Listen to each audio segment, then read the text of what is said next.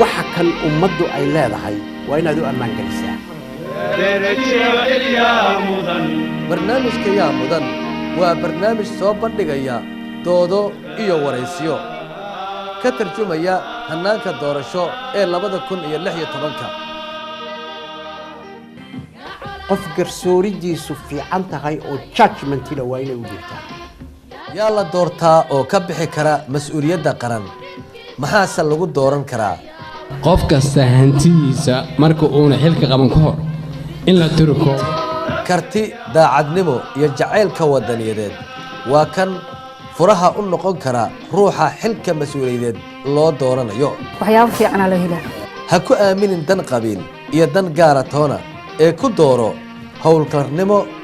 daacad iyo hufnaan haddaba ka daalaco shaashadda telefishinka Somali Cable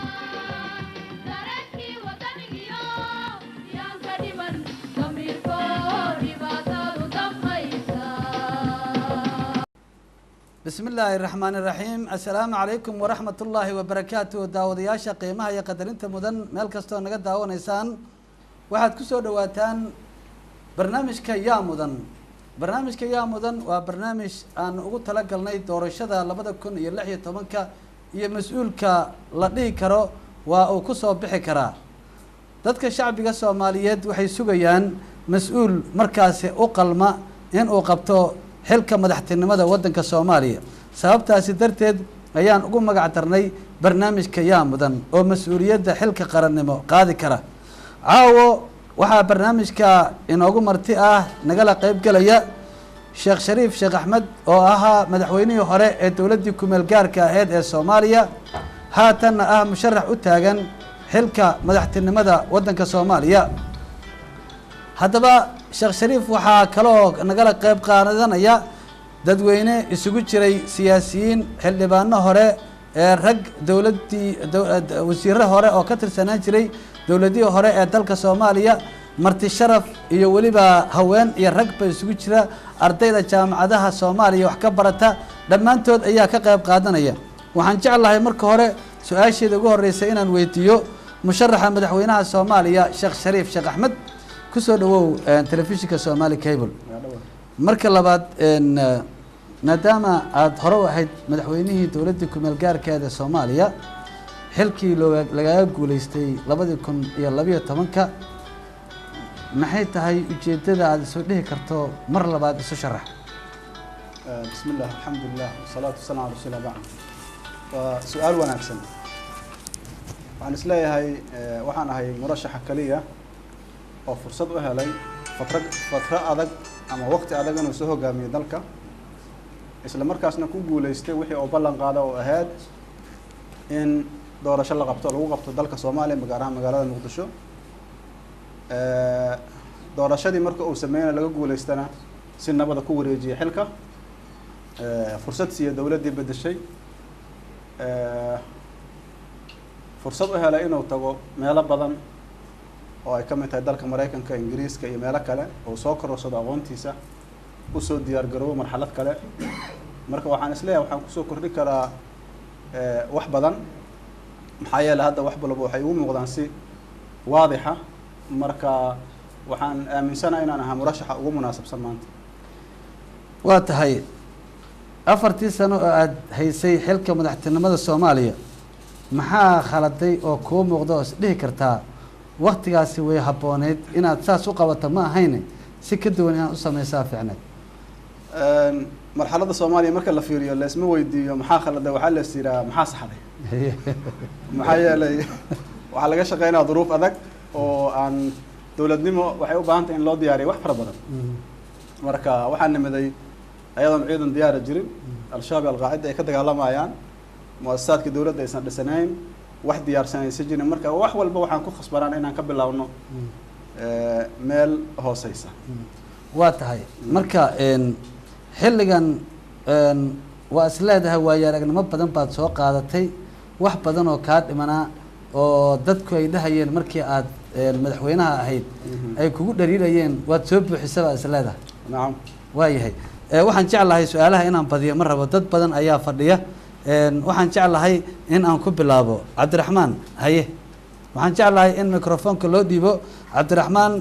waxaan kaloo idin xasuusinayaa daawadayaasha caalamka meel kastoo ay naga daawanayaan in aaladda facebooka ay ka daalacan karaan barnaamijkan, waana official Somali Cable, official Somali Cable ayaad si toos ugala socon kartaan. haye cabdiraxmaan. asalaamu calaykum. marka hore madaxweyne waan ku salaamay. marka labaad waxaan rabaa inaan ku weydiin 2 su'aal oo kooban. midda koowaad waxay tahay waxaa soo socota doorasho 2016 mid goboleed iyo mid federaal ah. waxaan rabaa cabsi badanaa jirto, ku shubasho, corruption, boob iyo waxsaas ayay dad badan cabsi ka qabaan. haddiisan badbaadinin meediyaha iyo beesha caalamka dad badan ayaa saas dhehaysa. waxaan rabaa arrintaas marka koowaad su-aasha koowaad waxay tahay arrintaas see u aragtaa gaar ahaan maamulka jowhar iyo beledweyne ama hiiraan iyo shabeellada dhexe seed u aragtaa? waa su-aasha koowaad. marka labaad waxaan usoo joogay aakhirkii 80-meeyadii 89 iyo 90 waxaan usoo joogay saraakiil sarsare oo korneello ah ama ka sarreeya ama ka hooseeyo oo laga dhigay buul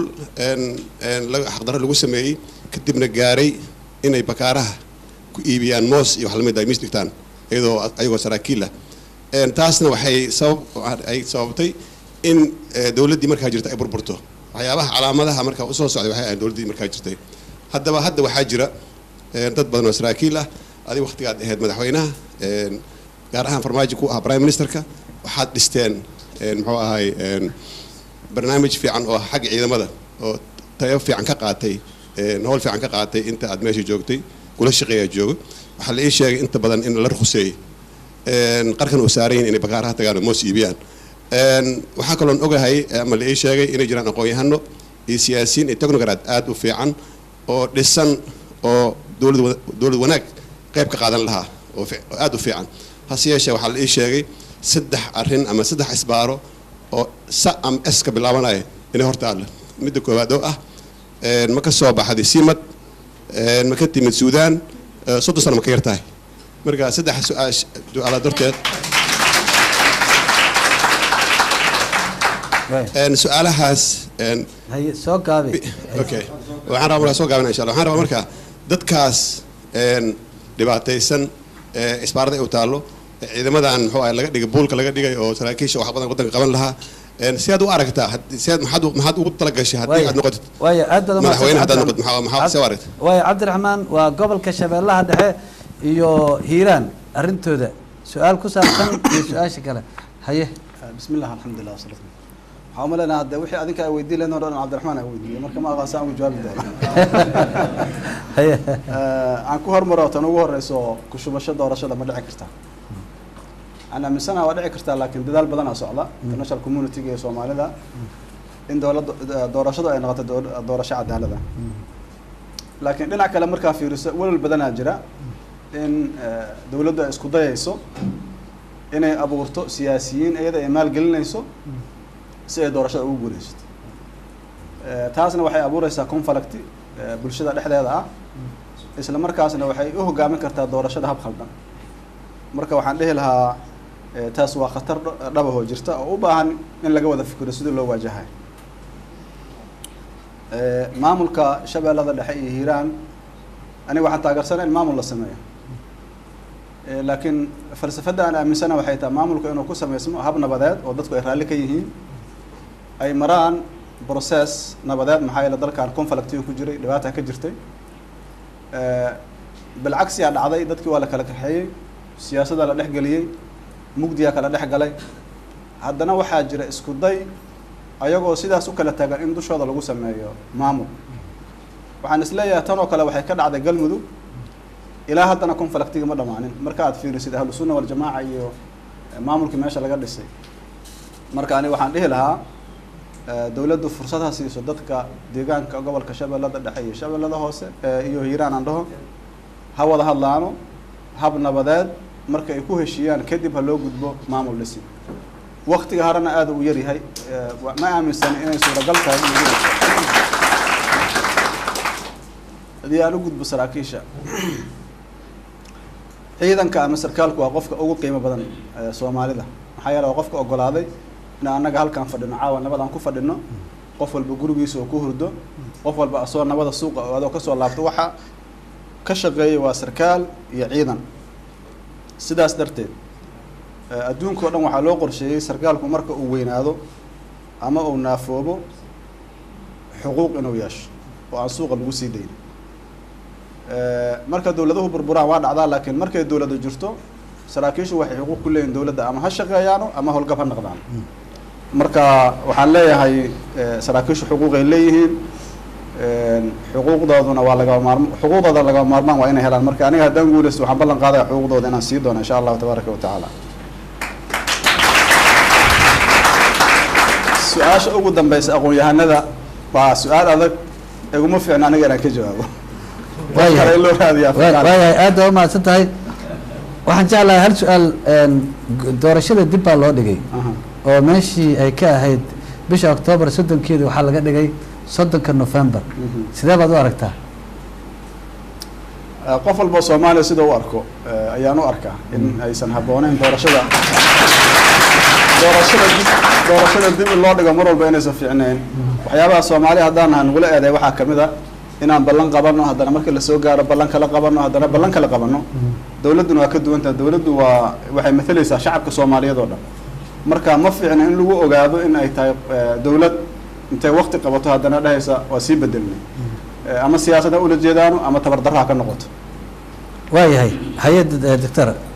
maxamed magacaaga oo saddexan bal noogu bilow adiga بسم الله الرحمن الرحيم magacaydu waxa waaya محمد علي إبراهيم runtii waa furso aad u fiican caawa iyo habeen barakaysan runtii inaan la kulano madaxweynihii soo halgamay ee jabhadka ahaa ee dowladda Soomaaliya iyo wadcigeeda dib u soo ayagleelay runtii hogaaminta waxay u baahan tahay qof adag caaqil ah caadil ah sabar leh dulqaad marka waxaan filayaa in Sheekh Shariif intaas uu ku sifoobay tan kale qadiyatu alqadaaya waxa la yiraahdo the issue of the issues la yiraahdo waxa ugu muhiimsan waxa weeye qadiyada amniga way Soomaaliya markii la fiiriyo nolosha ku dhisan haddoonan amni jirin nolol ma jirto ilaahay subhanahu doctor maxamed adiga raali ah wixii su'aalaha jawaab ah madaxweynaha ayaa bixinaya waxaan jeclaan lahaa su'aalaha inaad aadaan hadaa faahfaahin la galo isagu wuxuu ka jawaabo ma leh marka waxaan jeclahay in su'aashaad aad su'aashan aadaya waxa weeyaan qadiyada amniga ku saabsan wuxuu ballan qaaday madaxweynaha siduu hadda sheegayay markuu Jabuuti joogay annaga waa la joognay waana la soo halganay asxaabtiisii baan annaga ma garatay marka wuxuu ballan qaaday in Muqdisho lagu sameeyo doorashooyin amni ah oo nadiif ah ayaa ka dhacay xamar oo lagu sameeyo Soomaa haye waa maxay su'aasha tayib su'aasheedu waxa waaye adoo ibobsiin Xasan haye oo raali ah waxa weeyaan markii uu ka si wanaagsan oo nadiif u wareejiyay maxaa ka dambeeyay qaraxyo madaxtooyada laba jeer in la qarxiyo baarlamaanka laba jeer la qarxiyo maxkamadii sare la qarxiyo meelo badan oo qarax ka dhaco ilaa haddana waa socdaa meelihii dhan tijaarada laga waday dadkii soo noqday dib ay u carareen marka madaxweyne waxa ku weydiinaya maxaa kaaga qorshaysan qadiyada ku saabsan nabadgelyada iyo security-ga Soomaaliya adoo waliba khibrad soo qaatay oo maartay adduunyo falidaalika waxaan leeyahay caawa meeshaan ka cadeynaya aanu hiilino cilmiga iyo khibradda waayahay su-aashaasi maxaa nabadgelyada kaga qorshaysan ayaan u qaatay gabdhaha cid su-aal weydiinaysa miyaa jirta haye gabadhaas u dhiib insha allah magacaaga ku bilow qof walba magaceeda saddexan ha ku bilow magacaygu waxa waaye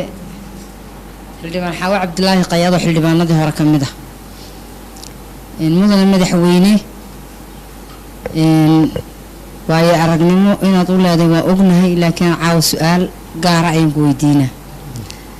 waxaan ku weydiinaa haweenka Soomaaliyeed oo 30% loo qoondeeyay ma haddii aad ku guulaysato constitutionka sharciyada inaad noo gelisa diyaar ma u tahay arrintaas ayaan ku weydiinayaa maadaama oo hadda oo qoraal oo constitutionka uuna ku jirin madaxweyne inaad culays saarto ood arrintaas aad maaragtay si sharciyada oo constitutionka ah in aad aad haweenka Soomaaliyeed aad kula dadaasho ayaan rabnaa arrintaas maxaad ka qabtaa ayaan ku weydiinay way aad u mahadsantahay ay gabadha dib marka su'aasha saddexaad gabadha dib waqtiga aan beeqaabin fadlan bismillaah la soo koob bismillaahir rahmaanir rahiim aniga magacayga waa Muna Xasan Maxamed waxaan ahay gudoomiyaha ururada dhalinyarada midoobay ee Somali Youth Cluster la isku yiraahdo su'aasha madaxweyne Shariif aan rabo inaan weydiiyo waxa waaye dhinaca dhalinyarada waa dhalinyaro badan oo xabsiyada adduunka ku jirto qof kasta oo mas'uuliyadda markuu qaadayo ama hawl qabanayo wuxuu dhahaa waxbaan ka qabanaynaa muwaadinka Soomaaliyeed meel walba oo joogo waa ku xanaaneynaa ma la soconaynaa xaaladiisa dhalinyaro badan oo xabsiyada ku jiro oo xanuun badan ugu haayo dhalinyaro badan ay ku daadanayaan shaqo la'aan hayso dhalinyaradaas ma jiraan qorshe aad ugu tala gashay in xabsiyada looga soo saaro maadaama ay ku xabsiyadu ay ku jiraan ay aysan ahayn wadankooda aysan ahayn su'aasha labaad oo aan rabo inaan ku weydiiyo waxa waaye hal su'aal kale aan weydiinayaa halkaas hal su'aal kale aan weydiiyo madaxweynaha su'aasha kale aan rabo inaan weydiiyo waxay tahay wuxuu ku maqnaa madaxweynaha wadamo badan oo soo maro caalamka ka tirsan 4 sano oo xilka ka maqnaa ma jirtaa resource dhab ah ama ila dhab ah ee aad ka haysid wadamada aad tagaysid dhalinyarada ku sugneed ee xabsiyada ku dhibaataysneed ee aan ognahay in dhalinyaro badan oo xabsiyada badan ay ku jiraan marka labada su'aal aan rabaa inaad iiga jawaabto ma way aad ma santiin ma haye waa 4 su'aalood bismillah waxaan ku bilaabayaa arinta amniga waa waxa ugu muhiimsan waxaan siinayaa priority-ga ugu weyn amniga maxaa la amni hadaan lahayn wax kale lama qaban karo amniga in la sameeyana waxay ku xirantahay waxayba fara badan marka sida soo socda aan rabaa inaan u dhaco amniga insha Allah tabaaraka wa taala marka ugu horeysa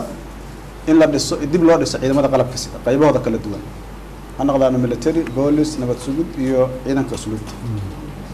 la tababaro saraakiil dhalinyaro ah aqoonyahan ah soo dhameeyay jaamacado ama dugsiyo sare soo dhameeyay oo laga keenay gobolada kala duwan si ay u muuqato ciidanku inuu ka imaanayo Soomaaliya oo idil waxay suura gelinaysaa taas in ciidankuna uu ka yimaado deegaanada oo idil Soomaaliya kuwaas waxay noqon doonaan ciidanka mustaqbalka Soomaaliya insha Allah tabaaraka wa taala ciidamada hadda jooga waxa ugu talagalnaa ayagana in loo sameeyo xerooyin meel ay degaan iyaga iyo qoysaskooda hadii tabartuna gaarsiiso loo sameeyo tababaro dib loogu celiyo la baro dishibiliinka iyo kala marqaadashada la baro tayadooda kor loo qaado isla markaasna loo helo xuquuqdoodii sida mushaarkoodii iyo caafimaadka ciidankaas waxay noqon doonaan ciidanka hadda howlgala marxaladda koowaad amniga suga la dagaalama al-shabaabka iyo al-qaacidada ayagoo aan rajaynayno inay caawin ka helaan ciidamada African Union labada ciidan waxay isbedeli doonaan insha Allah tabaaraka wa taala 3 sano kadib 3 sano kadib waxa diyaar noqon doona ciidamada aan idin sheegay kuwaas ayaa waxay bedeli doonaan ciidamada hadda howlgalaya kuwaasuna waxay ku soo laaban doonaan xerooyinkooda waxaan aaminsanahay 3 sano amniga Soomaaliya wax iska bedeli doono oo saraakiisha cusub iyo ciidanka cusub ay hana doonaan taas waa tan amniga waxaa la socon doona dib u heshiisiin loo sameeyo qabaa'ilka Soomaalida oo u dhaxeeya qabaa'ilka Soomaalida iyo siyaasiyiinta maamusha dalka maxay la siyaasiyiinta hadaysan horseed ka noqonin dib u heshiisiinta waxay keeni karaan caqabado maadaama hadda maamul goboleedyada ay dhisan yihiin dadku maamul goboleedyada ay sameysteen nuqdada kale waxa waaye nuqdada gabadhu ay sheegtay dhalinyarada in la jiheeyo oo loo abuuro shaqo in loo abuuro waxbarasho waxay abuuraysaa ay gacan sii doontaa amniga nuqdada afraad waxa waaye cadaalad amni wuxuu ku yimaadaa sidiisaba cadaalad in qof kasta Soomaaliya uu dareemo dawladdaas inuu u yahay oo xuquuqna leeyahay waajibaadna leeyahay wax lagu kala horeeyo oo aan ahayn awoodda qofka uu leeyahay shaqada uu dalbanayo inuu awood u leeyahay inuu qabtaan ahayn aysan jirin aysan qabyaalad aysan ku tagaynin saaxiibnimo aysan ku tagaynin uusan ku tegaynin group sida hadda aad sheegteen iyo magacyadii aad sheegteen iyo meelihii laga soo baxaya taas waxay keenaysaa in amnigu uu kusoo laabto maskaxda qofka Soomaaliga oo ka baxa cunfiga midda ugu dambaysa waxa waaye in kor loo qaado dakhliga muwaadinka Soomaaliga iyadoo looga faa'iideynayo khayraadka dalka taas waxaan rabaa waa package wada socda oo aan aaminsanahay dhinac walba inuu taabanayo ugu dambeyntii waxa waaye waxbarashada in kor loo qaado heerka tayo ee waxbarasho lana baahiyo oo qof kasta Soomaali uu helo waxbarasho fursad u siinaysa inuu helo aqoonta u baahan yahay taas waxaan ugu talagalnay dhalinyarada mustaqbalka waxayna qayb ka qaadan doontaa amniga iyo horumarka dalka waxaan rabaa inaan u gudbo su-aasha xildhibaanaad xaawo boqolkiiba 30 oo boqolkiiba 30ka waa dagaalantaan boqolkiiba 30 heshaan horta ugu guurin aad leeyahay marka hore inta aan wax kala raadina horta boqolkiiba 30 sanadkan ku imaada waa garad Soomaa marka heshiin kadib waxaa laga hadli karaa maxaa ku xiga laakiin waxaan ka baqaa boqolkiiba 30 hadda la sheegay oo la soo qoray ya boqolkiiba 5 ka badan la helaa qiyaasteedu boqolkiiba 15 waa inaa keeni karaysiin sida ay muuqanaysa ma qana Allahu yaclam ka badan aad rajaynaa laakiin waxaan rabnaa Soomaaliya inay gaarto heer haweenku ay mataqaanaa ay meelaha ay isleeyihiin waa ka shaqay kartiin ay buuxiyaan sababta aan leeyahay waxay tahay dalalka aan booqdo waxaa ka mid ah meel la yiraahdo Rwanda waxaa lagu tiriyaa meelaha ugu maamulka fiican Afrika su'aalan weydiina waxaan dhahnaa maxaa ku gaarteen waxay dhahan waxaan ku gaarnay haweenkan priority siin meel walba haweenka ka shaqeeya waxay dhahan haweenku wax badan kaama rabaan mushaar ay qaadanayaan shaqadooda maanta dhawa u fadhiyaan laakiin raggu markuu yimaado jaabkiisu waa weyn yahay maalin walba waa safar ma fariisanaayo marka aniga dawladeeda fursad weyn aan ku leeyahay insha Allah tabaaraka wa taala su-aasha ugu dambaysa Muna Xasan ay weydiisay inaan ka jawaabaan u maleynaa oo ay ku dhex jirtay hadda ku qanacsan tahay meeshaas aan uga gudbaya insha Allah waay xabsiyada iyo inta dawladda ku maqnay intii aan maqnay waxaan ku maqnay haddii ilaahay ii qoro meesha aan imaado waxa aan ballan qaadaa ciddii u kaalmeyn lahayd ilaa xad waa soo diyaariyey waayahay aad la maasanta waxaan jeclaa intaanan siinin su'aalo inaan ku weydiiyo adiga caawa inaad su'aal weydiin waa dadka askale hal su'aal jeclaa inaan gashado oo macnaha inaan sameeyo ma harayo soo arkaysiin waxaan jeclahay mudane markii aad dawladda 4 sano aad haysay 4 sano waa ka yartahay okay muddadii aad haysay imis dhowr ra'iisul wasaare ayaad isku dhacday ilaa hadda way socotaa ilaa dawladda Cabdiqaasim ilaa hadda ra'iisul wasaare waa isku dhacayaan madaxweynaha ra'iisul wasaaraha marka haddii madaxweyne aad noqoto weli lama sameynin madaxweynihii iyo ra'iisul wasaare wax kala xadeynaya ma malaynaysaa inaad hal ra'iisul wasaare ku dhamaysan karayso waa su'aal fiican oo maxay ahaato amali ah haye waxaan rabaa inaan idin sheego markii ugu horeysay loo doorto waxa aan ku fikiray waxay ahaayeen prime ministerka aan doorto inaan weligay bedelin laakiin halka khaladoo aan sameeyey waxay ahayd inaan u sheego dadka mar raba inaan prime ministerka bedelo hal igula shaqeeyo asaga hadduu xun yahay iyo hadduu fiican yahay hadda khibrad waxaa igu soo korortay qof walba oo ila shaqeynaya inaan u shaqeeyo iraado mar raba prime ministerka inaan bedelo waa isla dhamaysanaynaa si dadku aysan fidna u abuurin maxaa yeelay dadku ayagaa fidnada abuurayeen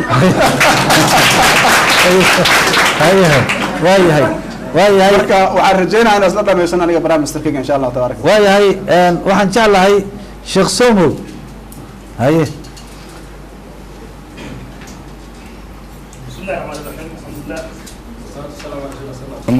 mudane madaxweyne fursadda aad siisay shacabka Soomaaliyeed waa ku mahadsan tahay su'aalaad kooban ayaan qabaa haddii aanu nahay Ahlusunna wal Jamaaca dawladdaadii waxaan la bilownay wada shaqayn badan iyo heshiis badan aan dhex banay wasiir ayaan wada wadaagnay maamulkan qayb ka haynay haddaad baxdan meesha waa ka baxday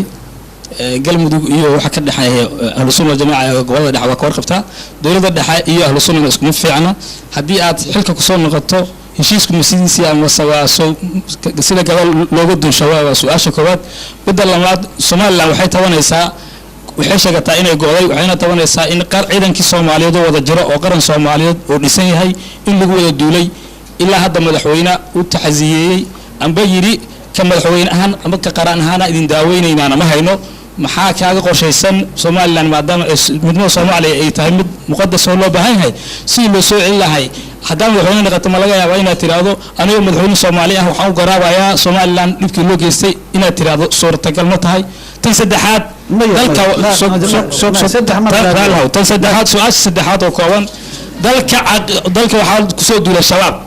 waxay kula dirirayaan fikir caqiide ay wataan masaajidda dadku waabeynayaan xildhibaan iyo dawladda dhamaynayaan shacabka ay leynayaan diin ay sheegayaan fikir baa looga hortagi karaa oo lagu saxi karaa wacyigelin ku filan ma u diyaarisay dawladdaadu inay ku waajahdo oo caqiidadaas dalka Soomaaliya baabi'isay ma u diyaariseen haddii aad ku guulaysato xilka in aad caqiidadaas faasidkaasi mid sax ah aad ku bedesho maxaa kaaga diyaarsan mahadsanid waaya aad baad u mahadsantahay waxaan rabaa dadka ragga iyo dumarka dhammaantood waxaan jeclaan lahaa hal su'aal hal la weydiiyo sababtu waxay tahay haddii 3 su'aal 2 su'aal la weydiiyo inta kale su'aalo ma helayaan waa mahadsantihiin haye mudane madaxweyne bismillah arrinta ahlu sunna wal jamaa horta waxaan rabaa inaan sheego Soomaaliya oo dhan ahlu sunna wal jamaa laakiin nasiibkiin magac ayaa qaadateen anagana waa loo diideen ahlu sunna wal jamaa aniga waxaan soo martay wax fara badan laakiin fi nihaaya waxaan ku guuleysanay inaan heshiino rag saaxiibada ah oo aan jecelahay inay dawladda ka baxaan ahlu sunna wal jamaa ay soo galaan nabada lagu helay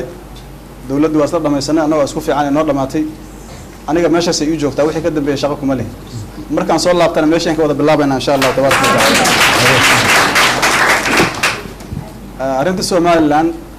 walaalahan waaye dhibaata ku dhacda wada qarsanahay dawladdii markaas jirtaa ku duushay dhibaatay gaarsiisay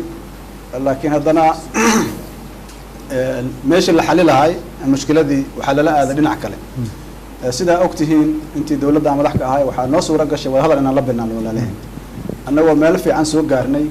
miyaan ka tegay aniga dawladda waxaan rajaynayaa markaan soo laabto waxay ku qancaan walaalahan reer Somaliland oo xanuunkii gaara ay ku iloobaan inaan samayn doono oo labada dhinacba qanciya labada dhinacba waxay raalli isku leeyihiin oo wada qanciya inaan heli doono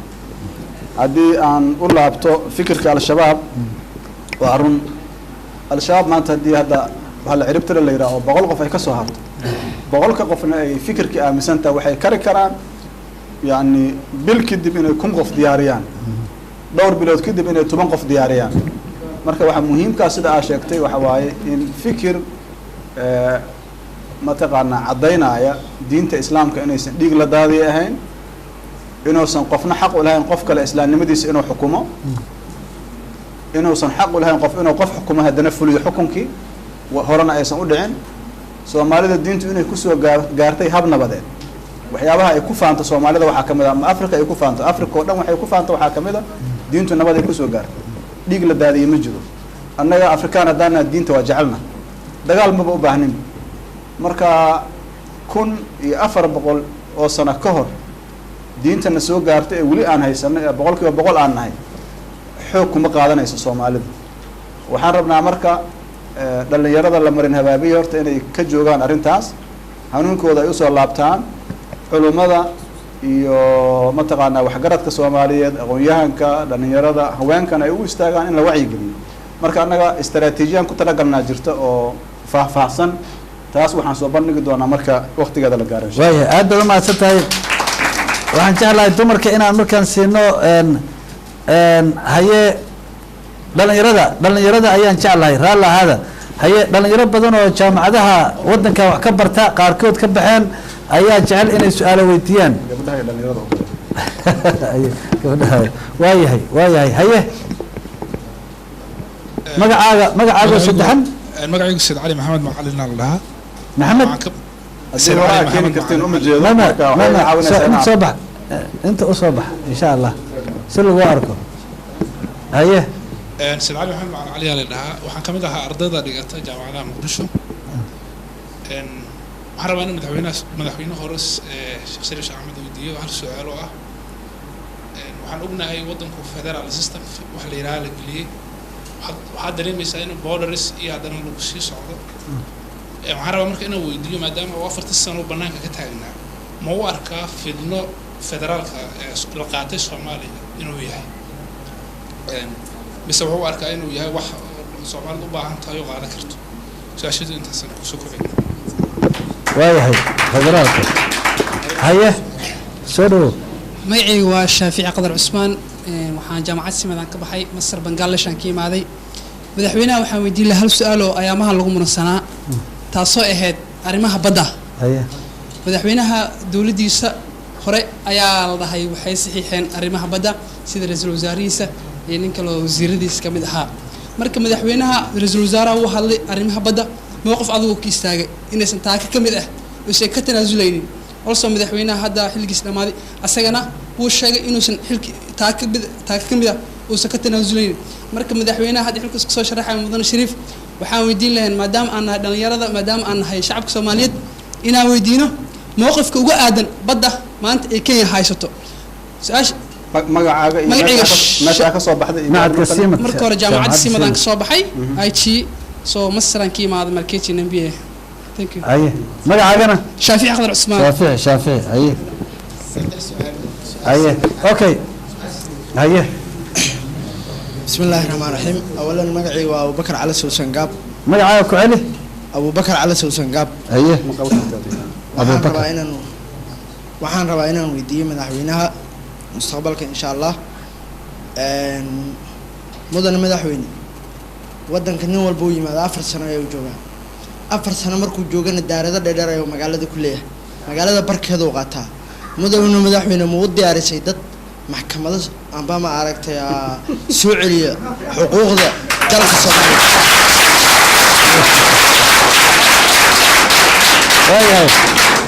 waayahay aad uma santiin haye mudane federaalka ka bilaabayna haye federaalku waa marxalad dalka uu marayo inaan fahamnaa nagala rabaa federaalku waa nidaam jira oo siyaasadeed oo adduunka qaar ka mid ay qaateen annaga federaalkeenu asbaabtiisu waa asbaab siyaasi ah maadaama dalkii burbur uu dhacay dagaal sukeeye uu dhacay in qolo la arkaba deegaanka iyo deganta ay soo hagaajiso ujeedada ugu weyn oo laga lahay taas ah laakiin aniga waxaan aaminsanahay waa marin habaabay dariiqiisu waa ka leexday caqabaadkiisu waa bateen wuxuu u baahan yahay dib in loo fiiriyo marka haddii ilaahay ugu guuleeyo aniga waxaan ballan qaadaa in dib loo fiiri doono ma ayna federaalka ka soo horjeedo laakiin hab sidan ka wanaagsan yaan jecelahay inuu u dhaco waxaa iigu xiga badda ma ka boodi karaa mase waa laazim inaan ka hadlo waa ka hadlaa ka walwalin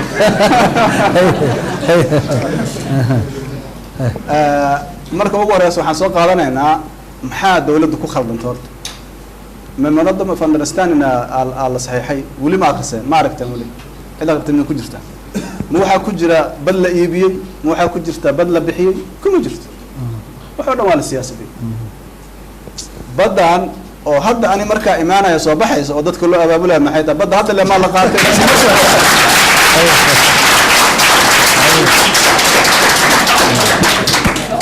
wax garad soo maaha badda sheekadooda siyaasad waayo waa garad soo maaha ra-iisul wasaaraha idin jawaabay wasiirkaa idin jawaabay anigana ma arkinba warqad lagu saxiixana ma arkin meel lagu saxiixana ma ogi waxna kama ogi hadday fiican tahay dadkaasaa iskale hadday xumaatana ayagaa iskale laakiin mudane sheekh Shariif su-aashaas waxaan rabaa bad maxkamadda Hague ayaa arrintan la geeyay dawladda Kenya waxyaabaha ay ku dooday waxaa ka mid ah memorandum of understanding ku dooday wax kale ma aanay haysan waxayna leedahay arrinkani waa wada hadal in laga furo in dispute ama muran laga dhex sameeyo badda Soomaaliya oo badda Soomaaliya loo geeyay in Soomaaliya leedahay sababtaasaa keentay in maxkamad loo geeyo marka dawladdii adiga aad madaxweynaha ka ahay mar haddii la leeyahay xubno ka mid ah saay sameeyeen miyaanay ahayn in khalad fiiri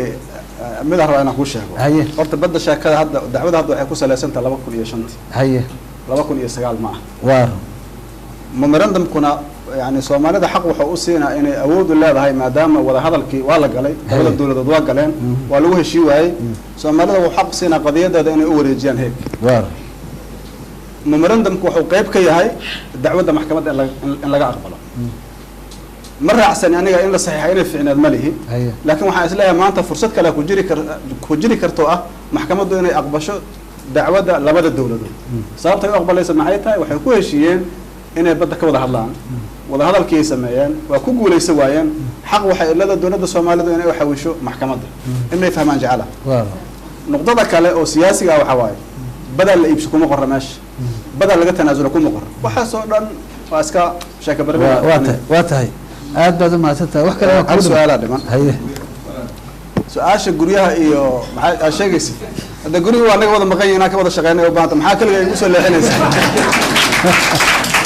waayahay aad baad u mahadsantahay waxaan jeclahay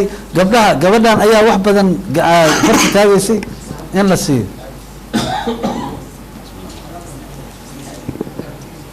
haye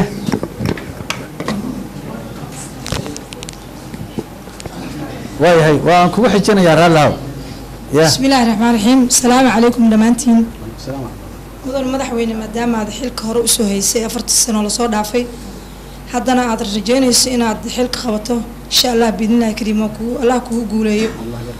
wadanku wuxuu soo maray xaaladan caadi ah 4 sano hadda adiga aad haynin waxa laga rabaa marka waa su'aasheeda ku jirta jawaabteeda insha Allah inaan dheereeyo mar warka assalaamu calaykum waay waa tahay waxaad u dhigtaa gabadhaas su-aal ma aynu weydiin soo ma wax su-aala ma isa weydin ma ku weydiin haye assalaamu calaykum mudane madaxweyne sheekh shariif sheekh axmed waxaan rabaa inaan si gaar u salaamo dhammaan bulshada kasoo qayb gashay dooda madaxweynahana aadan u salaamaya madaxweyne anagu waxaan nahay suxufiyiintii intaad madaxweynaha ahayd kula soo shaqeeyay sida adigu dalka uga tagtayna xuquuq wariye lama helin wax badan oo damage oo wariyaasha ku yimidna way jiraan haba ugu dambayso shalay maqribkii wariye in muqdisho lagu dilay Allah u naxariisto oo ka tirsanaa idaacadda Shabeelle adigoo ku meel gaad dawladdaadu ahayd aan kugula dagaalami jirno xuquuqdeena haddana ma hayno cid aan kala hadalna xitaa markii haddii aad dawlad federaal soo noqotid maxaa kaaga qorshaysan inaad suxufiyiintu qabato waaya aad baad mahadsan tahay hayayaa kale oo dumarka hadal sama dhalinyarada saddex su-aalood aan jeclahay su-aasha saddexaad haye gabadhaa su-aal ma weydiin haye ma dhinacan soo mar si lagu arko haye qof walbana waa inuu magaciisa oo ku bilaabaa marka uu rabo inuu su-aal weydiiyo haye haye hore usoo bax fadlan بسم الله الرحمن الرحيم مقعي وقمر أحمد قعل مدحوينه والسلامة شيخ شريف شيخ أحمد شيخ شريف أنتو ودن كيستاذا وفعنين لكن هذا اللي باتوين بدنا نلسو الدرسي وحاروا محاكات لا يا تهريبك Soomaalida sida badan tahriibka ku dhintaan ay ku baaba'aan ay ku rafaadaan cid wax u qabatana ma haystaan madaxweynaha waxaan weydiinayaa haddii uu ku guuleysto inuu madaxweyne noqdo dhaqaale wadanka ma soo gelinaa si ay dhalinyarada shaqo u helaan waa mahadsan tahay haye waa tahay ya haye okay muna cabdullaahi xarsi haye gabadha saxafiyadda weydiisay ha zahra miya sahra cabdullaahi su-aasha ugu horeysa waxaan malinaya waa su-aasha zahro saxaafadda anii saxafiyiinta calaaqaad fiicana naga dhexeysa ogtihiin waxaana u arkaa inay yihiin geesiyaal runtii yani ku shaqeeya duruuf adag mararka qaar dhaliil waa iska qabaa laakiin ma raba inaan sheego sida aada sheegtaba aniga xilligaygii waxaan isku dayayay yani xorriyadda saxaafadda in aan la faragelin ay mataqaanaa xur looga dhigo waxa ay samaynayaan in badan oo kamid ani waa og tahay Shabeelle waxay ugu samayso iska dhaaf waa iska aamus macnaha ma dhici doonto aniga inta aan joogo insha Allah tabaaraka wa tacaala oo dawladda madaxka in saxaafadda la cariiriyo ma dhici doonto marka ka walwalin insha Allah arrinta ku saabsan tahriibka qorshihiisu waxa waaye barnaamijka dhalinyarada ku jira waxa tahriibaya boqolkiiba odayaasha ma baxaan anaa soo arkay odayaal waaweyn banaanka alama boqolkiiba 80 aan dhahno musu ka badan ka badan yihiin dhalinyarada waxaan ugu talagalnay waxbarasho dugsiyo si degdega loogu diyaariyo xirfad loo abuuray dalka waxa u baahan yahay dad dhisa marka ma aha kaliya inaan ka fikirno dadku inay shahaadooyin sare ay qaataan waxaa dhici karta inaad 2 sano ku diyaarisid oo wax ku bartid 2 sano kalena xirfad aad ku bartid qofkuna uu noqdo qof reerkiisa ku filan iyo noloshiisa. Marka dhalinyarada waxaa loo diyaariyey xirfado kala duwan iyo habab kala duwan oo ay u noolaadaan noloshooda u maareeyaan. Marka tahriibku insha allahu taasuu ku yaraa doona. Waxaa kaloo garab socon doona tahriibka, waxaa la garab socon doona wacyigelin. dadku waxa ugu badan ay u socdaan ay u baxaan waa aqoon ogaan la'aan. Yani waxaa naloo sheega dad guri iibiyey oo Yurub aaday, waxaa naloo sheega dad baabuur lahaa ee iibiyey ee dibadda aaday. waa garan kartaa qofka maskiinka ee qaxootiga ama xero ku jira ama gudaha barakaca ku ah Yurub ma aadi karo. marka dadka Yurub aada marka hore waxaa ogaatiin wax uuna jira waxay la akaadaan bayay badnaanin. marka annaga waxaan rabnaa dadka in wacyigelin lagu sameeyo la yidhaha wadalkiina idinkaga wanaagsan inaad ka shaqaysatiin oo aad mataqaanaa fursado ka raadsatiin. marka wacyigelin balaas fursado loo abuurayo dhalinyarada waxaan aaminsanahay inay yaray doonto tahriibka. waayahay anigoo xabeeb siin doona xisbiyada siyaasadeed iyo musharaxiinta kale ee isbahaysatay inta badan waxa ay ku eedeeyaan madaxweynaha Soomaaliya Xasan Sheekh Maxamuud. waxay leeyihiin xilligiisii waa dhammaaday 10kii bishii Sebtembar ayuu ku ekaa. marka haddii aan madax bedesho lahaynin miyay suurtagal tahay in lagu eedeeyo Xasan Sheekh oo la yiraahdo kursigii falladii ha ka soo baxo ha baneeyo iyadoo aanay jirin wax kaloo muuqda oo madax kaloo muuqata? bal arrintaas ka waran. waxay ku xiran tahay dastuurka. dastuurka waxa uu sheegayaa mar walba uu qeexa hay-adaha dawladda oo dhan siday isku bedelayaan. mar wuxuu ku xadidan yahay waqti, marna wuxuu ku bedelan yahay inay wixii bedeli lahaa ay diyaar yihiin. ma aqaan aniga hadda dastuurka waxa ku qoran, mar raalliga ahaada haddaysan dastuurka ku qoreen 4 sano madaxweyne hadday u dhamaato anuu xilka tiriyaa matalan shakhsi mucayana oo dawladda ka tirsan madaxweynuhu xafiiska inuu joogo waayo. sababtan waxaa lama ogola vacuum, lama ogola sax xagga diinta iyo xagga andimada oo caalamiga lama ogola in vacuum la sameeyo. okay, maxaa la sameynaa haddii guddoomiyaha baarlamaanka iyo madaxweynaha isku mar la doortay oo isku mar ay ka dhamaanayso dastuurkuna uusan waxba tilmaamaynin, uusan aragti bixinaynin? waxay noqonaysaa in labadooduba shaqadooda ay sii wadaan ilaa ay cid kale laga doorto. waayahay aad haye xabeeb waxaan jeclahay inaan siiyo xabeeb oo runtii xildhibaan hore ahaan jiray oo baarlamaanka Soomaaliya ka tirsanaa. haye xabeeb mikrofoonka qaado. waxaan rabaa hadal dheer inaad inagu gelinin inaad su-aasha abaarto. horta waa wala qaatay bismillahi rahmaani rahiim. mid ala iga qaatay haye waxay ahayd mataqaanaa arrinta maya wada hadalka waxaan rabay uu bilaabay hadda ka hor Somaliland iyo Soomaaliya waa la qaatay oo taas meeshaasay ka baxday, laakiin inuu sii faahfaahiyo oo qaabkii lagu gaari lahaa midnimada ay u soo noqon lahayd waa jeclaada. aniga su-aashaydu waxa weeye Soomaaliya waxaa la yidhaahdaa inay ku baxdo lacag malaayiin dollar ah oo madaxda Soomaaliya ay saxiixdo oo inta la tago wuu ogyahay madaxweynaha Brussels maruu tagay waa la socday waa xilligiisii. kuwan hadda dhowr meelood oo kale ayaa dawladdan dambe ay tagtay. waxaa la yidhahdaa 200 milyan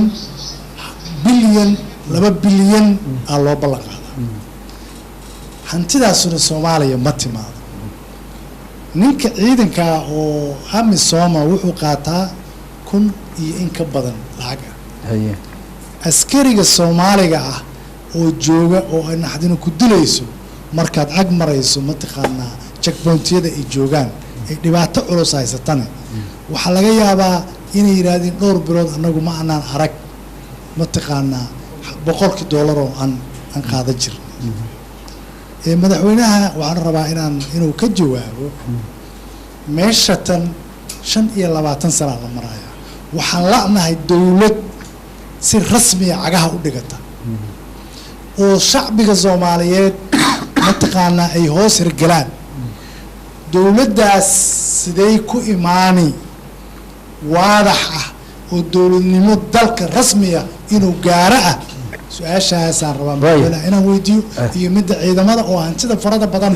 oo magaca Soomaaliyeed lagu qaado haddana aan soo gaarin meeshay ku dhunto xudugaal inuu u yahan u malaynayo bal inuu ku sheekeeyo waa mahadsantihin xayaab aad waa mahadsantaha haye su-aashaas midnimada soomaaliya ama somaliland iyo soomaaliya waa ka hadalnay ma u malaynaa inay fiicanta inaan kusii fogaano maxaa yeelay meelo kale aadi kartaa marka halkaasaan uga gudbaynaa lacagaha oo loo ballan qaado soomaaliya waa run lacago fara badanaa la ballan qaadaa dowlad kastoo timaada lacago fara badanaa loo ballan qaadaa ma iga rumaysan ani markii la doortay ee la yidhi broxila lagaa casuumay lacagaha lagu diyaarinayaa imaw kuma fikirin $100 xataa inay soo gaarayso laakiin waxaa riniya waa cusub tahay jabhadaa tahay bal horta warka ha diidin in hoggaansan noqo meesha tag soo arag waxa ka dhacaya waa tegay lacag tiro badanaa la yaboohay weligay qofna ma warsanin meeshaan uga tegay sababtuna waxaa ogaa inaan la keenayn waqti isigama dhumin waa dambe yaa wal cabdalla wuxuu ugu yiri lacagtii 3 malyan iyo 300 ka soo gaartay dawladda maxaa dhacay lacagta maxaa loo keeni lahaa inuu weydiiyo marka ani xataa ma hubo 3 malyan 300 inay timid meel ay ku baxdana ma aqaan malaha xafiiskooda ku baxda marka lacagahan Soomaaliya lagu qoro waa mashruuc waa inaan fahamnaa waa mashruuc يعني وين أو Soomaalida يعني project عادي هو لقال لجو من صدواي هل سؤال سويدية سجاشن يكود إلى هذا لعجا Soomaaliya لجو بحيي بليون سواي بليون استلك هذا قال حتى هذه اللحظة تدقوا تاجرين هو لعجا ترى بدنا هستعرك لهن لعجت من موقت متى على ذلك سوى مقلة دولة قارو حي خطر كويهين سيدا ورقة الله دياري أنا ورقة الله دياري نقعن يعني بليون يسدي لك كانوا حيكون ديارنا يعني إني أوت وقود ديارنا يعني ورقة فراك كاسارة يعني وقف ما نسنا من واحد يقول Soomaaliya أنا متى يكرنا ضدنا واسمة استهلاك كانوا جو واحد سمية حبايبه كلا شركة له مثال واحد معايا حساب حلو صوص سمينا لعقت إنه لو رجعي شغله وكو قبتي فيديو بوصو سمينا ودرا وإذا كاسي يقول بنا دت كاسونا ورقة يقدم بيان وحكي لسكنو وريريان وحيوبا أنت مركز استراتيجية عصبة يوبا أنت عن الناس oo maxay ahayd dawladdu ay la timaado waana waxyaabaha aan ku fikirayno in lacagahaas ay toos u gaaraan shacabka Soomaaliyeed ama dadkooda ay haystaan taas xaggaas anagu gudbo Amazon waxay ku timiday maxaa la yiraahdaa heshiis iyo ogaal golaha amniga lacagaha waxaa bixiya dawlado ku tabarucay dawladahaas waxay u ogolaadeen Amazon inay ku baxshaan dawladdu waxaa laga rabaa iyadana mashruuc inay la timaado ay tiraa mashruucana ciidankeena ku dhisayna kharashkaana ku baxaya doona risk markaas dadka lacagaha yabaha ay dhahan deeq bixiyaash waa ku bixinayna laakiin adi ma khasbi kartid ciidankaaga in lacag la siiyo ma khasbi kartid laakiin codsiga geysan kartaa ani hadda markaa dawladda joogay codsiga geysana dawladda qaaran la hadalnay lacag naga bixi jireen aan badnayn runtii wax badan ay tartay marka laakiin waxa ogaatiin lacagta Amazon lagu bixinayo dartaada loo bixinaa magacaaga ku qoranta هذا اللي قرأه مركي أنا كفاية ديس. وايه. هل سؤال دمان هم لنا. سؤال. دولة سالو يعني ما نقول بالدولة لا بس دولة ده هدنا ماشي اللي راح جارس. دولة دي ماذا Soomaaliya و عنو في Soomaaliya أنا قلنا والله يقرأ لهذا هوتان متقني. هوتان عنو تبردر أو أنا ميقبه عن كعينه. مركا داوديس أنا وده هذا إن شاء الله تبارك الله. waayahay hadda markii dawladdan cusub waa la dhisaa la yidhi dawladaha reer Yurub gaar ahaan dawladda waddanka Britain waxay ku dhawaaqday ra'iisul wasaaraheedu golaha ammaan ka sheegtay inay shir weyn u qabanayso Soomaaliya oo lacaga iyo waxyaabo badan loogu yabaahayo marka haddii aad ogeyd Brussels in aad tagtay laakiin aan wax lacag oo boqolkiiba hadda ogeyd hadda madaxweyne noqoto shirarka lagu yeero maxaad ka yeelaysaa waxaan u maleynaa inaan aad u cagajidi doono wax riixay ma jiraan waa ogahay inaan waxba ka imaanaynin marka waqti ku dhumay ma rabo waayahay haye su-aasha waxaan jeclahay haye ninka dhalinyarada haye gabdhaha raalli ahaada waa idin siinayaa haye ugu horeyn madaxweynaha waa salaamaya magacaygu Axmed Xaaji Xirsi waxaan ka mid ah dhalinyarada ka qalin jabisay jaamacadaha Soomaaliya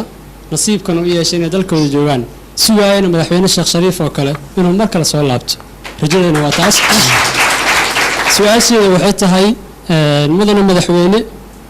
waxaan aragnaa dalkeena sidii rabo in loo maamusho hadday noqoto in dad lagala baxo hadday noqoto in dad lagu dilo hadday noqoto hooyin lagu xasuuqo siyaasadda dibadda maanta askariga maraykanka ama midka etoobiyaanka wuxuu rabo ku samaysan karaa haddii aad madaxweyne noqoto mudan madaxweyne maxaad ka yeeli doontaa dadkaasi shacabkeena Soomaali duumaada waa mahadsantahay waaya aad gabadhan marka hore adoo raali gabdhaha aan u badin haye bismillaah magacaygu waa cabdiraxmaan cali suugeysay haye kamid ah ardayda wax ka baratay jaamacadaha dalka gaar ahaan muqdisho ka barata ardayda kamid ah ardayda wax ka baratay jaamacadaha dalka gaar ahaan magaalada muqdisho madaxweynihii hore waa kaaga mahad celinaya waqtigaaga qaaliga noo hortay dhammaan kasoo qaybgalayaasha waa u mahad celinaya su-aasha aniga aan qabo waxay tahay mudane madaxweyne maadaama aad xukunkan hore usoo aragtay dowladaha kala duwan ee dalka soo maray ee ugu dambeeya waxaa lagu eedeeyaa musuq maasuq maamul xumo iyo iska horkeen dhan kastaba ha ahaadee amba dhan qabyaalad ha ahaado amba dhan maamulo goboleed ha ahaado sidee maamulkaagu sideed ula imaan kartaa haddii aad ku guuleysato madaxweynenimada jamhuuriyadda Soomaaliya maamul hufan oo ka reeban tahay laaluushka iyo musuqmaasuqa iyo waxyaabaha ugu horeeyo oo lagu eedeeyo waa fahmay aad ma sita gabadhaas u dhiib insha Allah taala haye magacaaga saddexan ku bilow السلام عليكم مدحوينه وسلامية magacaygu waa Xaliime Axmed Yuusuf su'aalo badan oo aan qabay horta dadka iga hormaray waxba ma aha su'aasha ugu dambeysay hadii waxa weeyaan dhaqaalaha Soomaaliya waxaan u maleynayaa markii ugu dambeysay aan shilin Soomaaliya wax ku iibsado waxay 2012 kuuna amaani maayo waa bartaan ugu imi wadanka wixii ka dambeeyay EVC gaas un baan maartay isticmaalnaa GDP ga wadanku waa $1 per person per day dadkiina waa dad sabool ah shilinkii Soomaaligu waa nusqaamay doolarna dad qaadi kara ma aynu nihin maxaa kaaga diyaarsan qorshaha ishaak dhaqaalaha Soomaaliya iyo soo celinta shilinka Soomaaliga ah waa mid oo anagu hayna diidinta in raali lahaa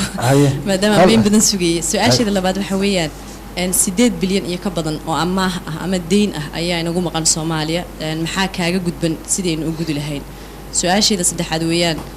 in badan waxaynu maqlaynaa Soomaaliya loo yabo haya Soomaaliya loo doonayaa Soomaaliya cad codsanaysa Soomaaliya dadbanaysa ma isleedahay way haboon tahay istiraatiijiyad dhaqaale oo Soomaaliya lagu kobciyo dhaqaalaheeda asliga ah ee rabaaniga hay'adda Ilaahay siiyay inaad la qaado arka Soomaaliland waa ka laaxanayeen kasto reer waqooyi oo su'aalo badan qabay waa aad badan ma tahay haye mudane su'aasha hore Axmed Xaaji Xirsi waa xasuuqay ku saabsaneed dadka نعم ورن أداة تبرير تاعي الدنيا ما أنت أجوكت تلا هذا إنسان الوسنين واحد بدنا على كل مساء مركا أنا وحالي لا يرتاح لدول قاتو هلا صبروا سيدا أنا كوب بدبادي كرنا وحواي الدولة نمدو إنه يهرج شو أي هنا قاتو سيدا لو كوب بدبادي كرنا لبعض مركا جوابت واتاس وأنا كحوم أي واحد عاي عبد الرحمن الصبلة عبد الرحمن واحد مسق ماسق أي سومالي دورته ولا دشنا رمت دي شاقة si kastoo u dadaasho waa jiraa musuqmaasuq adduunkana waa saas laakiin ani intaan joogana falilahi alxamdu yani ilaahan uga mahad celihaa xoolaha shacabku waa iska ilaaliyey dadka aan jecelahayna weliga waa kala hadli jiray waxaan ku dhihi jiray ha u dhawaana xoolahan sidaas darteed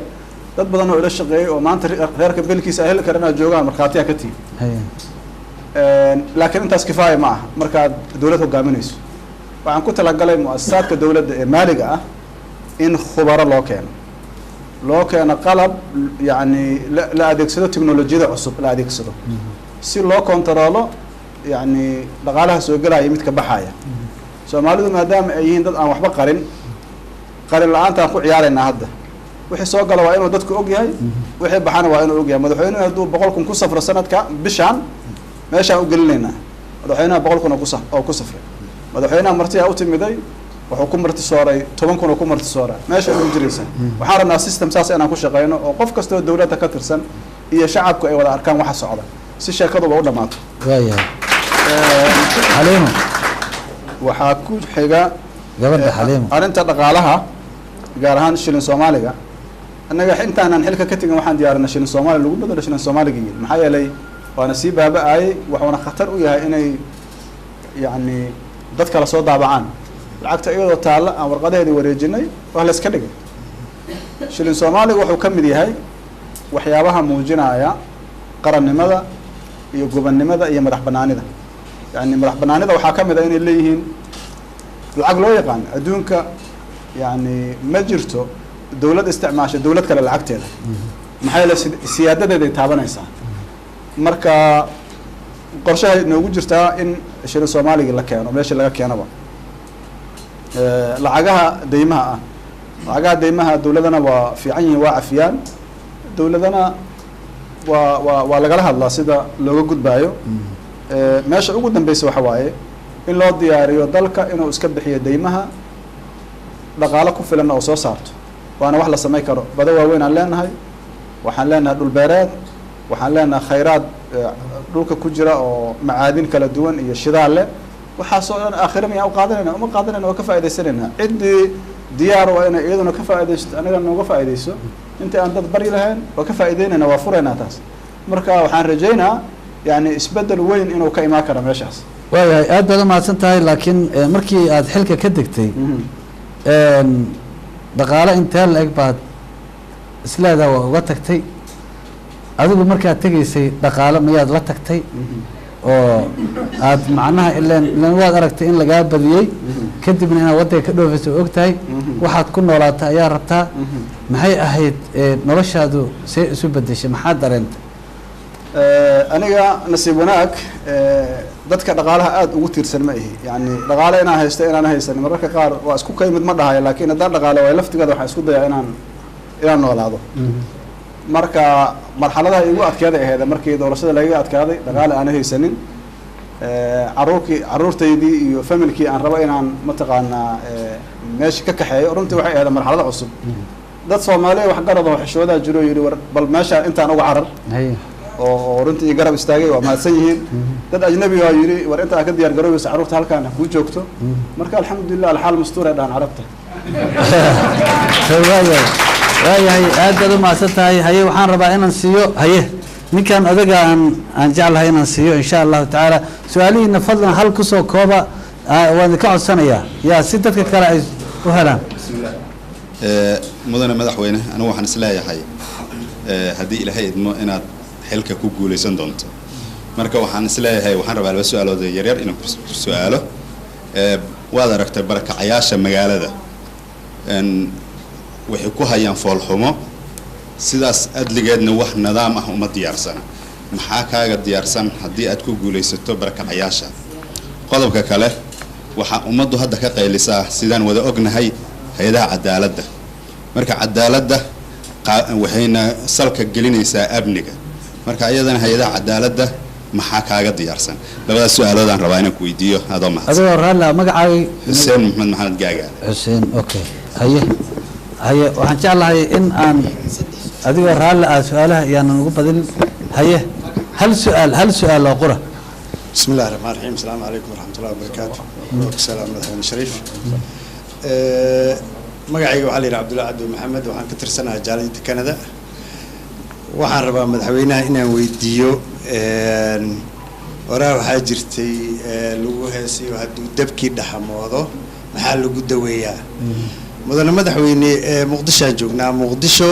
dhufays ayay ku jirtaa oo meelo badan iyo jidad badan ayaa waxaa lagu xiray geeda dhaadheer marka asgarigii hadduu galo dhufayskaas shacabkii maxaa horta u daawaa kow maxay kaloo u aadi waayeen hay-adaha sameynaya inay jidadka naga gooyaan shacabka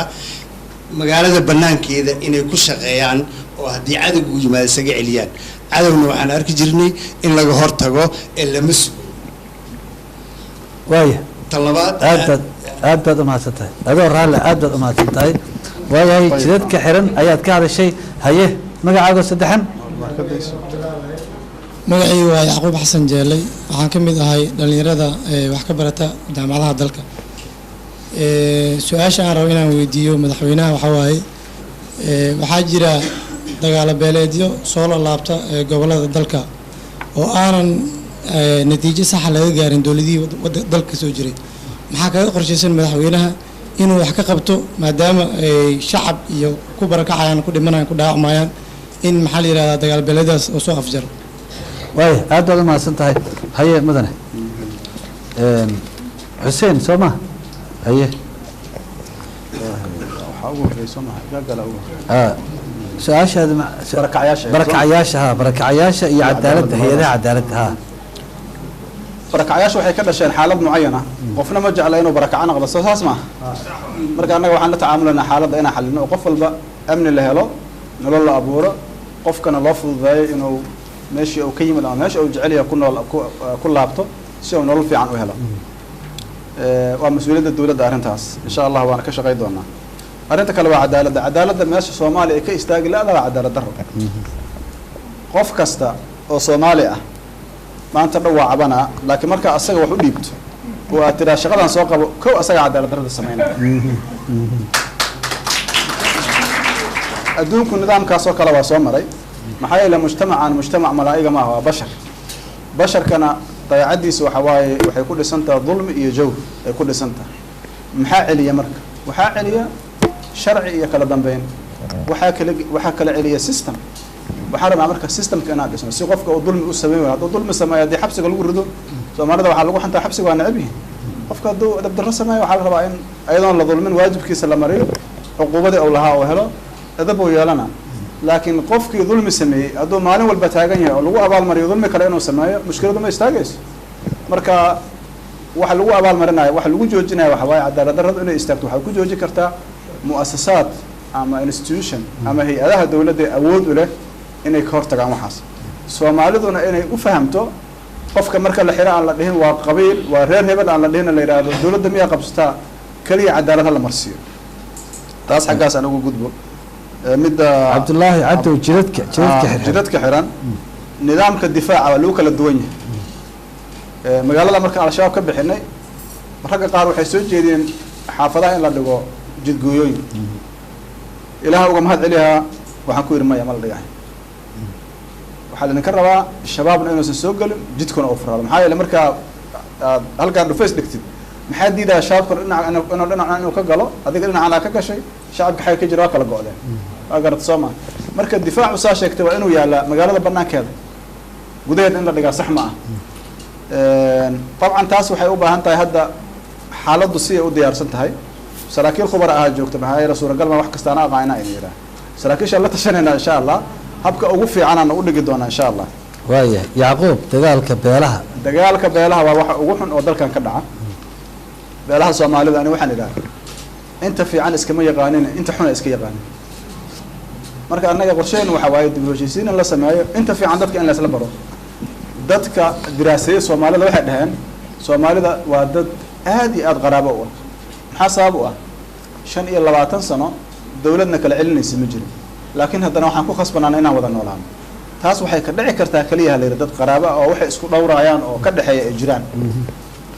kenya qulqulatooyinaa ka dhaca waqti kooban bila aheeda umaleyna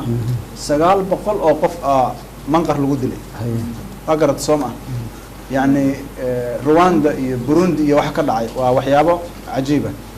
caqliga soomaalida waa laga yaabaa 91 ilaa 93 xoogaa inaan ka baxnay wacyiga inaan ka baxnay laakiin wixii ka dambeeyay waxaa bilaabatay in la ramaya waxaana sax ma ah waxaana waa khalad waxaan joognaa meeshii ugu dambeysay maxaa uga badbaadi karnaa marka dib u heshiisiinta hirgasha mu'asasaadka aan ka sheekeynayno dowladda oo shaqadooda qabsata maxaa dagaalada u dhacayaan qofaa khalad sameeyey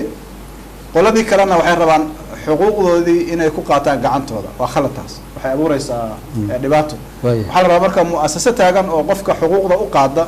ama ka qisaasta inay hesho taasna waxay ku imaanaysaa dowladdu inay awood u leedahay inay shaqada looga baahan yahay qabato waayahay mudane madaxweynayaasha caalamka wadamada maraykanka iyo ingiriiska iyo meelo badan oo aad tagtay uganda markii uu ruuxa madaxweynaha ka dego waxaa lagu yaqaanaa in uu dalkiisa ku noolaado oo uusan dal shisheeye aadin adigu marka xil ka degtay uganda ayaad xaaskaagii iyo wixii kula xiriiray ayaad u raratay midda koowaad miyaysan ka habbooneyn in aad waddanka ku noolaato su-aasha labaadna waxaa weeyaan hadda haddii aad ilaahay kugu guulayo xilka madaxtinimada madaxweynaha hadda xilka ka degaya xasan sheekh kula tartami doono laakiin haddaad ku guulaysato ma laga yaabaa inaad ku gubaabiso amnigiisa noloshiisa inaad ka fakerto si oo u noqdo madaxweyne soomaaliyeed oo xil soo hayay xilkii ka degay waddankiisana ku noolaan kara waa su-aal fiican oo haddana aniga i khusaysa adduunka hadda waxuu soo gaara dowladnimada meel wanaagsan oo soo gaara laakiin annaga meesha aan ka joogno waxaan isleeyahay weli meeshaas uma dhowin qof walba madaxa waa jeclaa laha dalkiisa inuu ku noolaado laakiin waxaa fiirinaysaa duruufta ku hor taalla waxaan xasuustaa madaxweyne aniga ugu horreeyay cabdullahi yusuf raxmatullahi caleyh yemen uu joogay dagaalaa dhacay waxaan ka shaqeynay inuu tago meesha la yidhaha imaaraadka codsi u gudbinay waa naga aqbaleen marka xaaladda soomaaliya ay soo fiicnaatay waa wada hadalna aniga asaga waxaan ku yidhi waxaan ku dejinaynaa xamar magaalada muqdisho madaxtooyada meelkaaga diyaarinay noo ima gaadiidkaaga waa diyaar waa ku heshiin waxaan rabay inaan bilaabo madaxweynaha xilka ka tegay inuusan dareemin yani inuu kaliya inuu xafiis ka tega laakiin weli karaamadiisii yani inay jirto marka haddii ay dhacdo marka sida aad sheegtid anigu waxaan diyaar u ahaa inaan madaxweynaha deegaankiisii iyo wixii u baahnaay oo sharafa u lahay inuu iga helo waay aad baad umahadsantihiin haye gabdhahan jeclahay inaan siiyo haye magacaaga iyo saddexan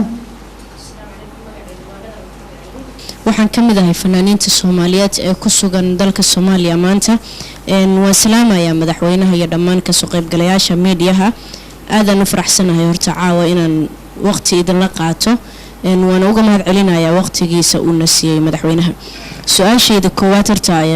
waxaan rabaa inaan qof damiin aan ka ahay ama erge iisoo dhiibtay oo turkiga joogo aan su-aal uu madaxweynaha ka qaba inaan weydiin karo oo fasaxaan u hayin kale inaan idin weydiiyo haye waa weydiin kartaa waa mustaf caale wuxuu joogaa turki ankara wuxuu yiri waan salaamayaa madaxweynaheeni hore ee dalka soomaaliya maantana musharaxa ah waxaan rabaa yuu yiri madaxweynaha inaan weydiiyo haddii uu even kusoo laabto xilka muu ka duwanaan doonaa madaxweynaha hadda joogo ee xilka haayo asagana musharax waaye adigana musharaxaataa ma ka duwanaan doontaa haddii aad guulaysato waxyaabihii hore ee maxaa la yirahdaa inta dalka uu joogo uu qabtay iyo waxaad qaban doonto haddii aan ka gudbatayda aan u dhaadhaco waxaan rabaa maadaama aan ahay fanaanad waxaa jira fanaaniin hore ee dalka codkooda kusoo dhisay annagana fankeena waxaan rabnaa inaan ku dhisna dalka waxaa ka mid a cabdi tahliil wuu xanuunsan yahay wuxuu joogaa muqdisho qof booqata ma lahan qof taabata ma lahan qof u tagta ma lahan aniga ahaan markaan iska hadla nadar degaankaygu waa kenya oo familkayga ay jiraan waxaan joogaa soomaaliya waxaan rabaa inaan dalkayga ku dhiso afkayga fanaaniinta kalena inay igu daystaan oo dalka afkooda ay ku dhisaan ma haysana daryeel ma haysana amni waxaan iskaga noolnahay si annaga aan isku basarayno oo annaga aan wax iskugu qabanno madaxweyne haddii aad dalka kusoo laabato ma laga yaabaa dadka xanuunsan inaad dhakhtar u qaado ama isbitaallo aad geyso kuwa dalka joogana amnigooda aad sugto waad mahadsantihiin aad baad u mahadsan tahay haye nadar haye su-aasha walaalka jooga turkiga ani aada uma fahmin maxaa yeelay mantaano xataa kala duwan yihin intaan ognahay marka inaan kala duwannahay anna waa ogaa madaxweynuhu waa ogay adinkuna ogti inaan kala duwanna marka ya soo saas ma nacam waxaan isu soo sharaxaba inaan ka duwanahay saasaan isu soo sharaxay nacam nacam aniga waxaan ka socdaa background khibradeed dalkan ugu yaraan 8 sano khibradaan u lehay 4 sano oo banaanka soo joogay oo aan arkay adduunka soo u socdo anoo khibrad lahayn ilaahan uga mahad ilaaha subxaanahu wa tacaala iyo saaxiibada ila shaqeeya ummadda soomaaliyeed intii aan ballan qaado waa xaqiijiyey haddana waxaan leeyahay meesha aad rabtiin oo ah dalkan inuu dhismo oo la gaaro one man one vote idin gaarsiina insha allahu tabaaraka wa tacaala fanaaniintaan rabaa inaan ogolo fanaaniinta runtii waa aalad haddii si saxa loo adeegsado dalka lagu dhisi karo maxaa yeele hadda waxaan ka hadlaynay wacyigelinta qolada ugu horeyso samaynaysa waa fanaaniinta maxaa yeele soomaalida fanka waa jecesha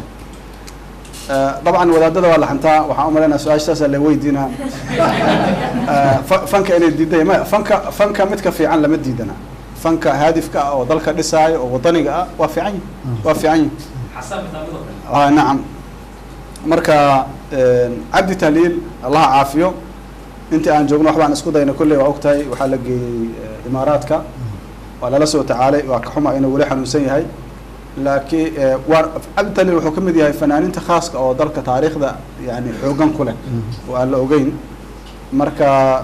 insha allah waxaan rajaynaynaa inaan wax la qabano dadka xanuunsan iyo dadka dhibaataysan dabcan dawladdu waa tabaryarta waa ogtahay haddaan maanta iska faano berri waa ay qabsanaysiin waxay leedahay wixii aad samaysay wixii aad naga ballan qaadakeen laakiin waa dadaalaynaa in hay-adaha caafimaadka ay xoogeystaan oo yani adeega caafimaadka mar walba la gaarsiiyo insha allah waaya xilligii maxamed saad bare un bay xasuusan yihiin fanaaniinta oo waxay leeyihiin kabacdi waxba ma anaan arag marka su-aasheedu waxay tahay daryeel ma haystaan maxaad u qaban doontaa waxaa loo qaban doonaa in la siiyo xuquuqdooda yani mushaar joogto ah deegaan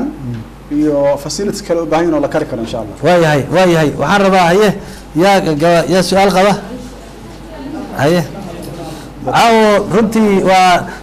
madaxweyne hore soomaaliya raallah waan leenahay maadaama fursad lagu helay su-aalihiina inaad weydiisaan soomaali cablena ballanqaad bay idin samaynaysaa haye madaxweyne madaxweyne waa ku salaamay aniga su-aasha aan qabo waa hal magacaagana maryan qani subeera la dhahaa su-aasha aan qabo waa hal su-aashaydu waxay tahay wadanka Soomaaliyeed especially aan dhaho Muqdisho dhulkii dawladdu lahaa oo dhan waa la dhacay dad shacab ahaa qaatay shacab yaan dhihine madaxweynaha inta ku hareeraysanaa qaadatay see looga soo celin karaa see loo heli karaa dadkii masaakiintii waa la wada bixiyey banaankaa la geeyey for example meelo aan loo baahnayn oo kale hadda shabeelloo kale maxaa dhahdaay hoteeladii waaweynaa meelihii wasaaradihii shacabaa qaatay ee dhisanaya gadanaya okay shacabkaas qaatay dhisanaya gadanaya maxaa laga dad madaxweyne noqotay maxaad u ballan qaaday ummadda Soomaaliyeed dhulkaas ma soo celinaysaa mase wixii qaataa qaadanaya way ay mudan مرايا السبير سؤال magacaaga ku celi maryan qani subeer maryan qani subeer xasan su-aasha inaan ka jawaabo aad u jecel yahay marka inuu saas ma xasan waa jeclaa inaad ka jawaabto maadaama gabadha su-aal muhiim ay ku weydiisay haye adigoo raalli ah oo fiican hanti qaran ama hanti dawla in la dhaco horta waa xaaraan culimmada noo sheegtay mar walba hantida qaran haddaa qof wax ka dhacdi waxaa kari kartaa inaad qofka cafis weydiisato waxaa kari kartaa inaad iska celisid wax uun mucaamalahaad samay kartaa laakiin markaa hanti qaran dhacday horta waxaa ku dhacday dembi aada u weyn taas waa guud ahaan marka aa madaxtaa lagu aaminana waxyaabo badan oo marka caadiga taa xataa lagu ogolyahan lagu ogoleen ani mar rabo magac inaan sheego laakiin waxaan rabaa inaan idiin ballan qaado wax kastoo laga dhaca dalka Soomaaliya waa la soo celinaa ilaahay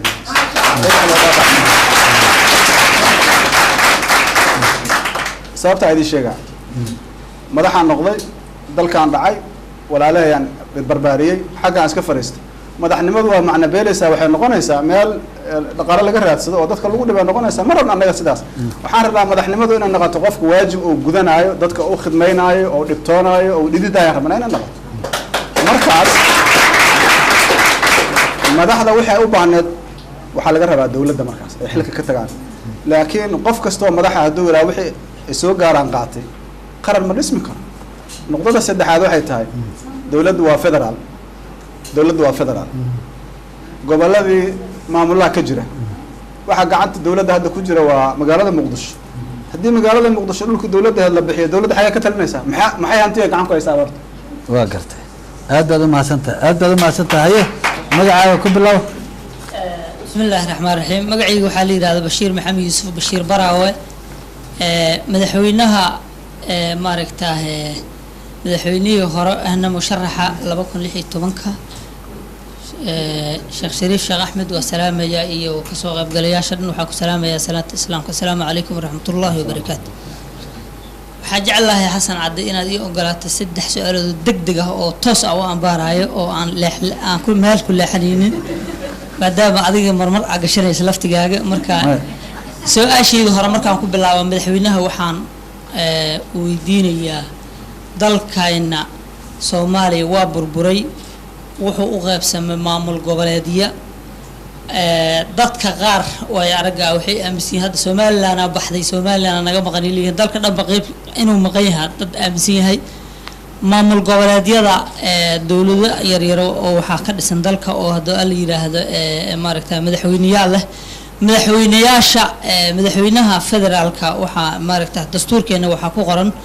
awoodda dalka dhaqaalaha iyo xuduudaha iyo hadda la yiraahdo arrimaha dibadda in ay leedahay dowladda dhexe madaxweynayaasha maamul goboleedyada waxay tegayaan maaragtay meelaha maaragtay madaxweynuhu uu tagi lahay iyo dalalkii oo madaxweynaha heshiisyada la soo gali lahay amba oo maaragtay wax la soo meel dhigi lahay maxaa kaaga qorshaysan maamul goboleedyada inay sharciga ay dalka u yaalla ay ku dhaqmaan aad sharciga ku soo celiso maxaa kaaga qorshaysan waa su-aasha labaad waxa waaye dalkeena ciidan awood leh ee xukumayo raas caseer iyo raas kaamooniyaa joogi jiray ciidanka xoogga dalka soomaaliyeed inaad dhisto maxaa kaaga qorshaysan su-aasheeda saddexaad waxa waaye ciidanka amisom ee dalka jooga ciidanka shisheeye ee dalka jooga goormaa kuu qorshaysan inaan ayagana dalka ka baxaan asalaamu calaykum waraxmatullahi wabarakaatu aad baad umahadsantahay haye waata raalli hada saddex su-aala la weydiiyey marka saddex su-aalood in laga jawaabo saddex su-aalood laga jawaaba marka hore haye su-aasha koowaad waa maamul goboleedyada wax walba markay cusub yihiin waa dhib kaliya maamul goboleed anaga ma naqaano soomaaliyaan nahay waxaan soo arki jirnay dowlad midaysan marka maamul goboleedka nin la arkay oo maskaxdiisa si gaar ay ugu jirta marka waxay u baahan tahay in loo laabto sharciga ayadoon la qaylin oon la buuqin la isla fahmo awoodihiina waa inay kala caddaadaan awoodda dowladda dhexe iyo awoodda maamul goboleedyada waxyaabaha maqan waxaa ka mid ah maamul goboleedka laftigiisa intaasoo nuuc waaye marka nuuca aan qaadanay oo aan dabaqayno ilaa hadda ma cadda marka waxyaabaha ii qorshaysan waxaa ka mid ah in diraasaad lagu sameeyo habka ugu fiican oo soomaalidu ay u qaadan karaan maamul goboleedka ay u dhaqan geli karaan isla markaasna la kala caddeeyo awoodda dowladda dhexe iyo awoodda maamul goboleedyada taas waxaan rabaa halkaas in aan u gudbo ciidanka xoogga dalka soomaaliya dhismihiisa ciidanka xoogga dalka soomaaliyeed wuxuu ku jiraa qodobka amniga waana waxa ugu mudan dowladdu ay ka shaqayn doonto insha allahu tabaaraka watacaala sababtuna wax kale ma aha waxa aan ka shaqaynayno waa amni waxaan ka shaqaynaynaa amni dal burburay oo dagaal sokeeya ka dhacay oo u baahan in amniga lasoo celiyo oo isla markaasna ay joogaan alqaacida iyo al-shabaab ay ka dagaalamayaan marka dowladnimadaas si kale kuma hirgeli karta ilaa ciidan soomaaliyeed in la dhiso ciidamada amisom sax tan saddexaad amisom waxay u yimaadeen inay caawiyaan ciidanka soomaalida qorshaygu marka muxuu yahay saddexda sano koobaad waxaa la diyaarinaya ciidamadii qaranka labadii qaybood oo aan idiin sheegay qayb cusub oo hadda la tababarayo si gaara loo tababarayo ka bilaabanaysa saraakiil aqoon-yahana oo laga keenayo dibadda iyo gudaha ciidan la diyaarinayo oo aan howlgal ahayna keliya loo diyaarinayo ciidan ahaan iyo ciidamadii hore oo operatinkana sameynayo dib u habeynna lagu sameynayo tababarana loo sameynayo waxaan aaminsanahay 3 sano kadib in aan sheegi karno waqtiga amisom ay baxayso ma rabno intaan degdegno in uu soo baxo khalad inuu soo baxo laakiin maxaan sameyn karnaa waxaan sameyn karnaa in Soomaalidu la wareegaan amniga ciidamada amisom ay ku soo laabtaan xerooyinkooda ay ka caawiyaan ciidamada tababarada iyo waxyaabaha u baahan yihiin oo khibrada inay ku kordhiyaan waayahay aad buu u mahadsan yahay musharax madaxweynaha barnaamijka kullaba gabagabadiisii ayuu usii socdaa insha allahu tacaala waana sii koobi doonaa nin saaxiibkay oo la yidhaahdo abuukar cawaale oo qaadid loo yaqaano ayaa warqad iisoo diray uu leeyahay madaxweynuhu qaadka muxuu ka qabanayaa jaadka haddii ilaaha yidhaahdo jaadka waddanka waa dhibay muxuu ka samayn doonaa qaadku hadda siyaasi uu noqdo hadda qaadkii caadiga ahay maaha soomaaliduna aaday ugu dhegan yihiin dowlado danalena waa jiraan oo derisna la waxaan rabaa inaan si cad idinla hadlo haddaan anaga nafteena xakamaynin qaad kama adkaa kara qaadku wuxuu ka mid yahay masaa'ibka ugu waaweyn ee dadka Soomaaliyeed la soo geliyo la baray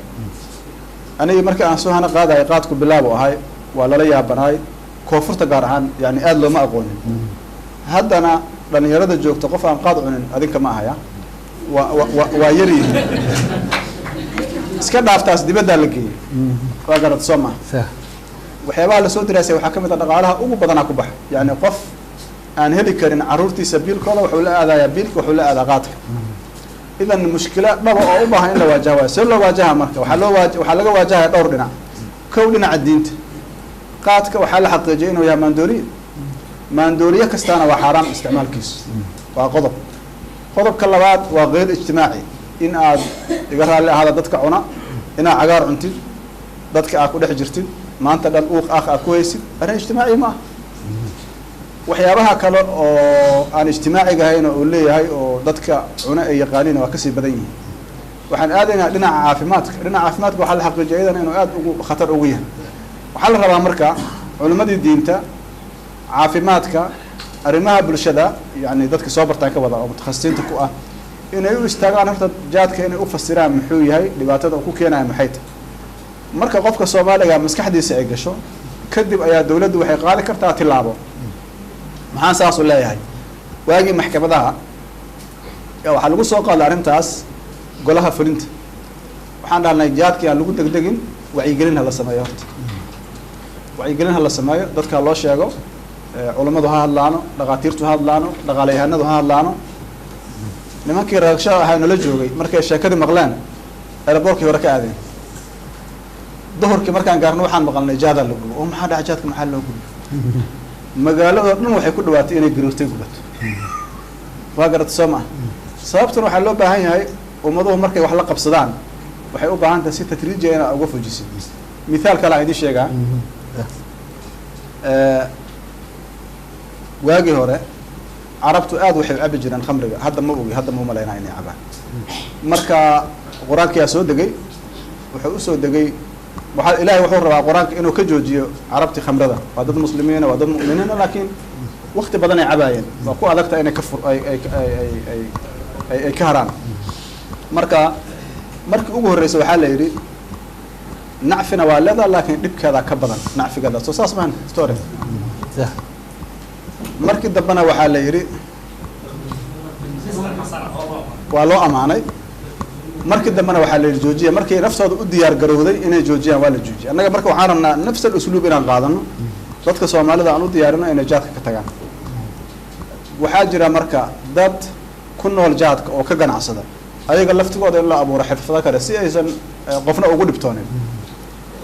saaxiibkay su-aashiisa waa ka jawaabta waxaan rabaa waa soo gabagabeynaynaa hal qof oo gabdhaha ah iyo hal qof oo ragga keliyaan siinaya insha allahu tacaala gabdhahaan ku bilaabayaa haye okay raalli ahow haye wiilkaan dhalinyarada haye bismi illaahi raxmaan raxiim marka hore aada u salaamaya madaxweynaha sharafta leh haye codkaa kor uqaad fursadda iyo jaaniska oo siiyey bulshada soomaaliyeed gaar ahaan dhalinyarada waxbaratay ee jaamacadaha ka soo baxday aniga waxaa ka mid ahay magacaygu waa cabdikariim maxamed maxamuud injineer furole ka tirsan ardayda jaamacadaha ka soo baxay muqdisho laba su-aal oo rabaa inaan weydiiyo oo ka kooban midda koowaad oo ah qaabka shaqo raadinta dhalinyarada markii la lahayo tahriibka ha laga celiyo ha la wacyigeliyo dhalinyarada waxay rabaan jaamacaday ka soo baxeen dugsiyar sare ka soo baxeen marka uu shaqo raadiyo ninka dhalinyarada ah ee xafiis uu tago marka hore waxaa la tegi jiray shaqadii shaqaalaha sida noogala sheekeeyey ma soo gaarin annaga dowladdii hore shaqadii shaqaalaha la tegi jiray meeshaasaa laga soo qaadan jiray qofka nadafiya guriyada tiraa xitaa cleanerka waxaa dhacday in la tegay shaqadii shaqaalaha example waaye waxaa ka soo baxday example beeraha ama isgaarsiinta markii aa u tagtay agaasimihii guud wuxuu ku weydiina maxaa ka soo baxday markuuliyadaasa ka soo baxay waaye wuxuu ku leeyahay waa bixaysaa waxaad tegaysaa meesha ay qusayso marka aad tagtay meesha ay qusayso waxaa lagu leeyahay yaa u socot yaa rabta hor arday shaqa doona ahay hebel iyo hebel le qofka aa rabto ama xildhibaankaaga maa kula socda yaa kula socda maxaa ugu qorshaysan qaabka shaqada loo siiyay dhalinyarada ama xafiisyada dowladda looga shaqeeyo waayahay ko waa su-aasha koowaad su-aasha labaad waxay tahay nin walbo dalka soo mara madaxweyne waa meesha ugu sarreysa ama wasiir hadduu noqdo ama gudoomiye degmo ama gudoomiye gobol waxaa aragnay in guryo dheerdheer ama guri hebel uu leeyahay leh guriga aa caawa joogno ee barnaamijka ka socdo madaxweyne uu degan yahay waa la ogyahay waa la wada yaqaanaa cid iskale guryo waxaa jira 50 sano la saxiixay meelihii dowladda 50 sano maxaa ugu qorshaysan 40 sano oo joogo haddii uu ku guuleysto soo celin doonaa mise 50 sano dhameysan doona dadkaas waya aad baa mahadsan tahay haye mudan nacam haye arrinta shaqo raadinta ha waa run wiilka waxa ka hadlaya waa run yani habka shaqada loo bixiyo Soomaaliya hab aad u khariban waay haye qofkaan qof ka aqoonin dawladda waa alaka inuu shaqo ka helo taas marka waa musuqmaasuq waa wixii aan ka hadlayno ay tahay in lala dagaalamo marka habka shaqo raadinta ama habka shaqo siinta waxaa loo bedeli doonaa hab ka duwan oo ku dhisan aqoonta khibradda iyo awoodda uu leeyahay barnaamijka dawladdana guud ahaan waxa waaye dadka in shaqo la siiyo yani waxaa laga yaabaa marka dambe inay gaarto dawladda waryaha shaqo u baahan in la gaarsiiyo insha allahu taasaan rajaynaynaa waayahay guryaha runtii aniga waxaan aaminsanahay inay ceeb nagu tahay maalin walba dad madaxa oo la leeyahay guryay dhistaan hantiyay boobeen iyo dal sidaan ah dhaawacay nagu tahay marka waa arrin u baahan inaan mataqaanaa kulligeena ka qayb qaadana sidii loo joojin lahay shacabka qayb uu ka yahay haddaad adinka barashar samayna waxaa laga yaabaa dadku hantiyi haystaan qaraabay leeyihiin daday abaabuli karaan meelo badan wax badan ay isticmaali karaan laakiin shacabku hadduu wacyigiisu fiican yahay waa caawin karaa dawladda tilaabta dawladda looga baahan yahay waa qaadanayna annaga insha allah haddaan ku guulaysano laakiin adinka waxaa idinka rabaa tiin ina qaadato midda oo contractiga oo dholal badan oo waxaa jiray 50 sano 30 sano waa tafaasiil hadhowtaa loo tagaa waxaa farsamo ay u baahan yihiin waaya gabadhaan kusoo gabagabaynaynaa insha allah haye gabadhaas taagan baa kusoo gabagabaynaynaa haye magacaaga ku bilow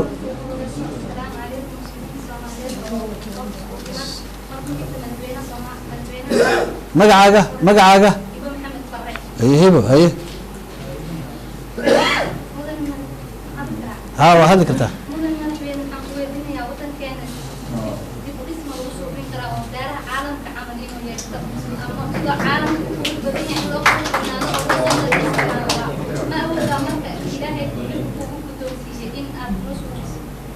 وايه هذا ما سنتهي وايش اسبسوا كما كبيننا هي سؤال ugu fiicnaa waan ugu jeclaa horta gabadhaas ay weydiisay haye haye tar haye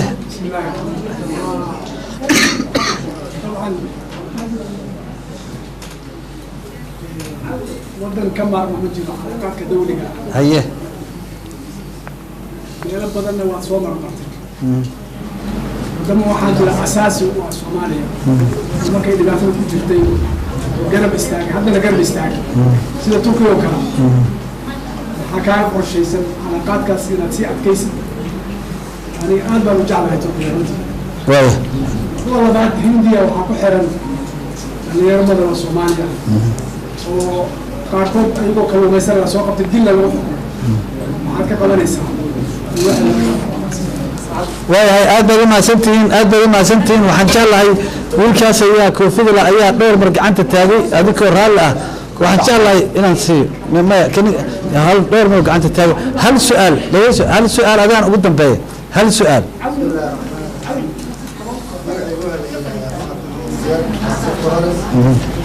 kanamida ganacsatada Soomaaliyeed madaxweynaha waxaan weydiin lahay ma uu ka qabanayaa ganacsatada culayska saaran sida canshuuro aan dadka dib loogu soo celin dekadii oo hantida marka laga soo degsanayo lagu dhibo waxaan kaloo weydiin rabaa shaqaalaha Soomaaliyeed ma heli doonaan haddii uu ku guulaysto madaxtinimada in ay bil kasta helaan mushaarkooda وايا وقت وان ودعي هي صدح سؤال قبل الدارها دادير هي qorshaygana wuxuu ku salaysan yahay waxaan ka bilaabaynaa meesha caalamka hadda uu joogo way fahamteen soo ma meesha caalamka hadda uu joogo ka bilaabaynaa insha Allah taala marka daaraha dhaadheer waa imaanaya marka nabadii iyo dawladnimada ay fariisato insha Allah tabaaraka taala هي دكتور محمد دكتور محمد wuxuu ka hadlay dadkii garab istaagay Soomaaliya qof nacasi ma jiro yani qofku caawiyay inaad garawaysid oo xilli adag ku garab istaagay waxay ila tahay waa shay dabiici ah ganacsatada canshuuraha iyo maxaa tiri waa ka horeysa ganacsatada laba aragtiyadaa jirta inaysan canshuurta sida loo baahan yahay u bixin inay yaqaaniin wax la yidhaha kala tuur ilaa waxaan rabnaa inaan cadaalad ka haano arrinta iyo in la dhibo ganacsatada waxaan rabnaa in la hagaajiyo nidaamka canshuur bixinta oo laga hortago corruptionka waxay qaadi karaan oo ganacsigoodu qaadi karaanna la saaro isla markaasna facilities ay u baahan facilities ay u baahanayna loo sameeyo iyaga intaas ugu talagalna insha Allah ما هل قضب أيضا هل قضب بالكي هندية dadka ku xiran hindiya waxay u xiran tahay calaaqaad yani Soomaaliya maanta dawladda badan daneynaya hindiya waa kamid dadka daneynaya Soomaalida iyo hindida calaaqaadkooda 1000 sano ka badan oo u noqonaya magaalada Muqdisho u jeedin hindi badan deganaa jirta saa la socotiin marka waxaan aaminsan hadii lagu guuleysto waxay u baahan tahay calaaqaad wax kale oo ay u baahan tahay lama arko wala samaan نعم وهلا إن شاء الله وهي وقت دير أيام قادنا إن شاء الله تعالى وحن شاء الله هي إن أن كسو مركن سيو بالفرصة يركي تجنا أوي هي ما قاعد أنا كنت بلاو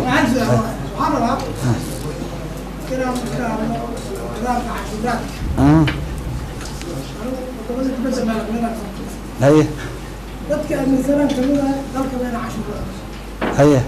انت اللي قادر يكون بعض نظام كوربشن واضح عالم هنا صحنا عقب خرج على عشورات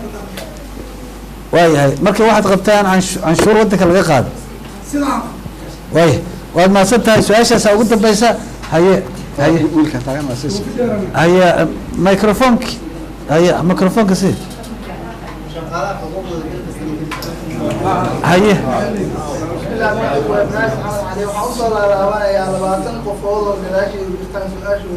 haye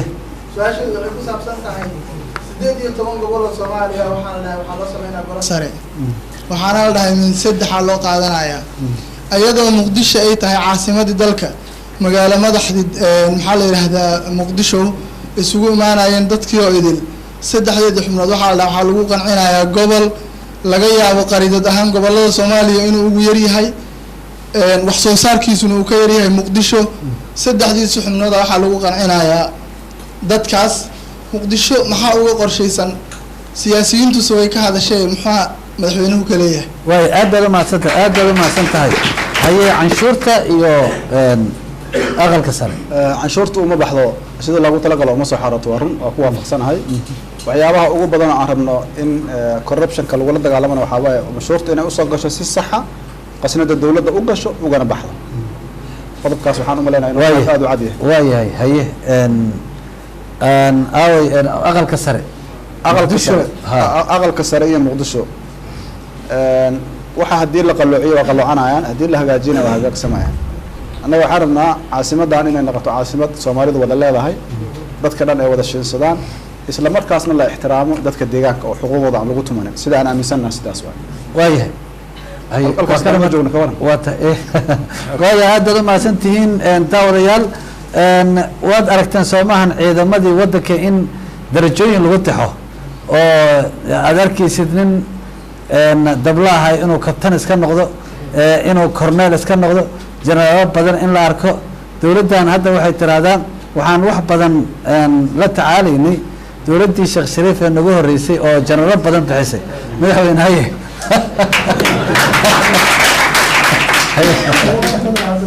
xasan cadda horta aad u maadsan yahay su'aashaas su'aalaha aadka ii dhibay ka mid tahay maxaa yeelay marka dad ay wax kaa sheegaan maalin walba adigana aadan jeclayn inaad u jawaabto mar un waa inaad fursad heshaa uga jawaabto marka waa maasantahay inaad su-aasha weydiiso aniga jananada iyo saraakiisha waxaan ku dallaciyay waxay qabteen maalintii ay midba waxaa loogu bilaabay darajo nasi waxaan ku yiri maya darajo shaqaysta magaalada Muqdisho waa haysta ka saara shabaab waa ka saareen darajansi يعني laga bilaabo xidigla ilaa jana waa bixi waxaana aaminsanahay inay mutaysteen maxaa yeelay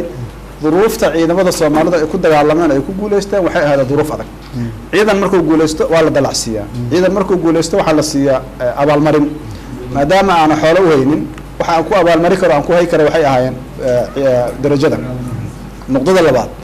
waa ogtiin ciidamada yani deegaankan jooga hadda intooda badan waxay ka yimaadeen yani hab beeleeday ku yimaadeen qofku inuu aamino ama sarkaalku inuu aamino inuu ciidan yahay waxay ku xiran tahay darajo inaad siisid waxaan gaarnay yani rag muddo dheer yani ku jiray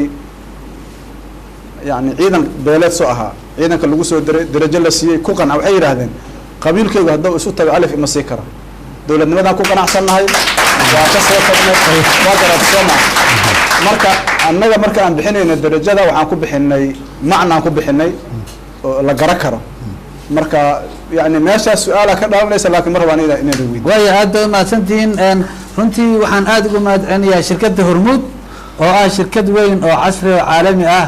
dadka iyo dalkana wax badan u qabatay barnaamijkana quruxda badanna iyadoo qeyb weyn caawa ka qaadatay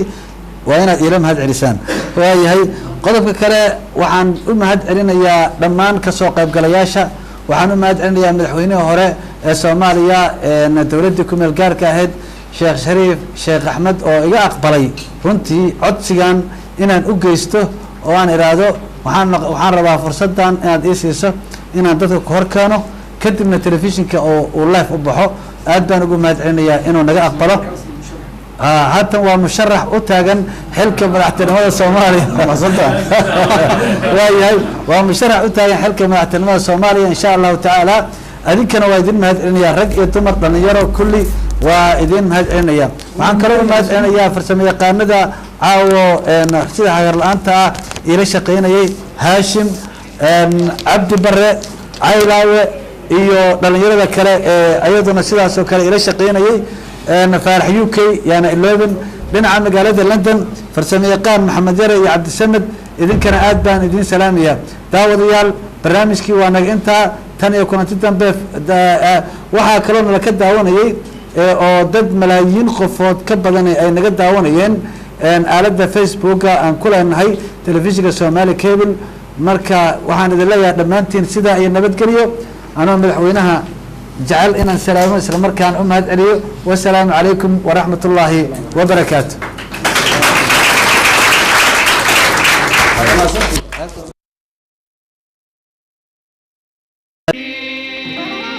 waxa kan ummaddu ay leedahay waa inaad u ammaan gelisaa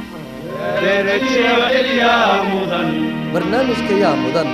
waa barnaamij soo bandhigaya doodo iyo waraysiyo ka tarjumaya hannaanka doorasho ee 2016 qof garsooridiisu fiican tahay oo judgmentina waa inay u jirtaa yaa la doortaa oo ka bixi kara mas'uuliyadda qaran maxaase lagu dooran karaa qof kasta hantidiisa marka uuna xilka qaban ka hor in la turko karti daacadnimo iyo jacaylka wadaniyadeed waa kan furaha u noqon kara ruuxa xilka mas'uuliyadeed loo dooranayo waxyaabo fiican la helaa ha ku aaminin dan qabiil iyo dan gaara toona ee ku dooro howlkarnimo daacad iyo hufnaan haddaba ka daalaco shaashadda telefishinka Somali Cable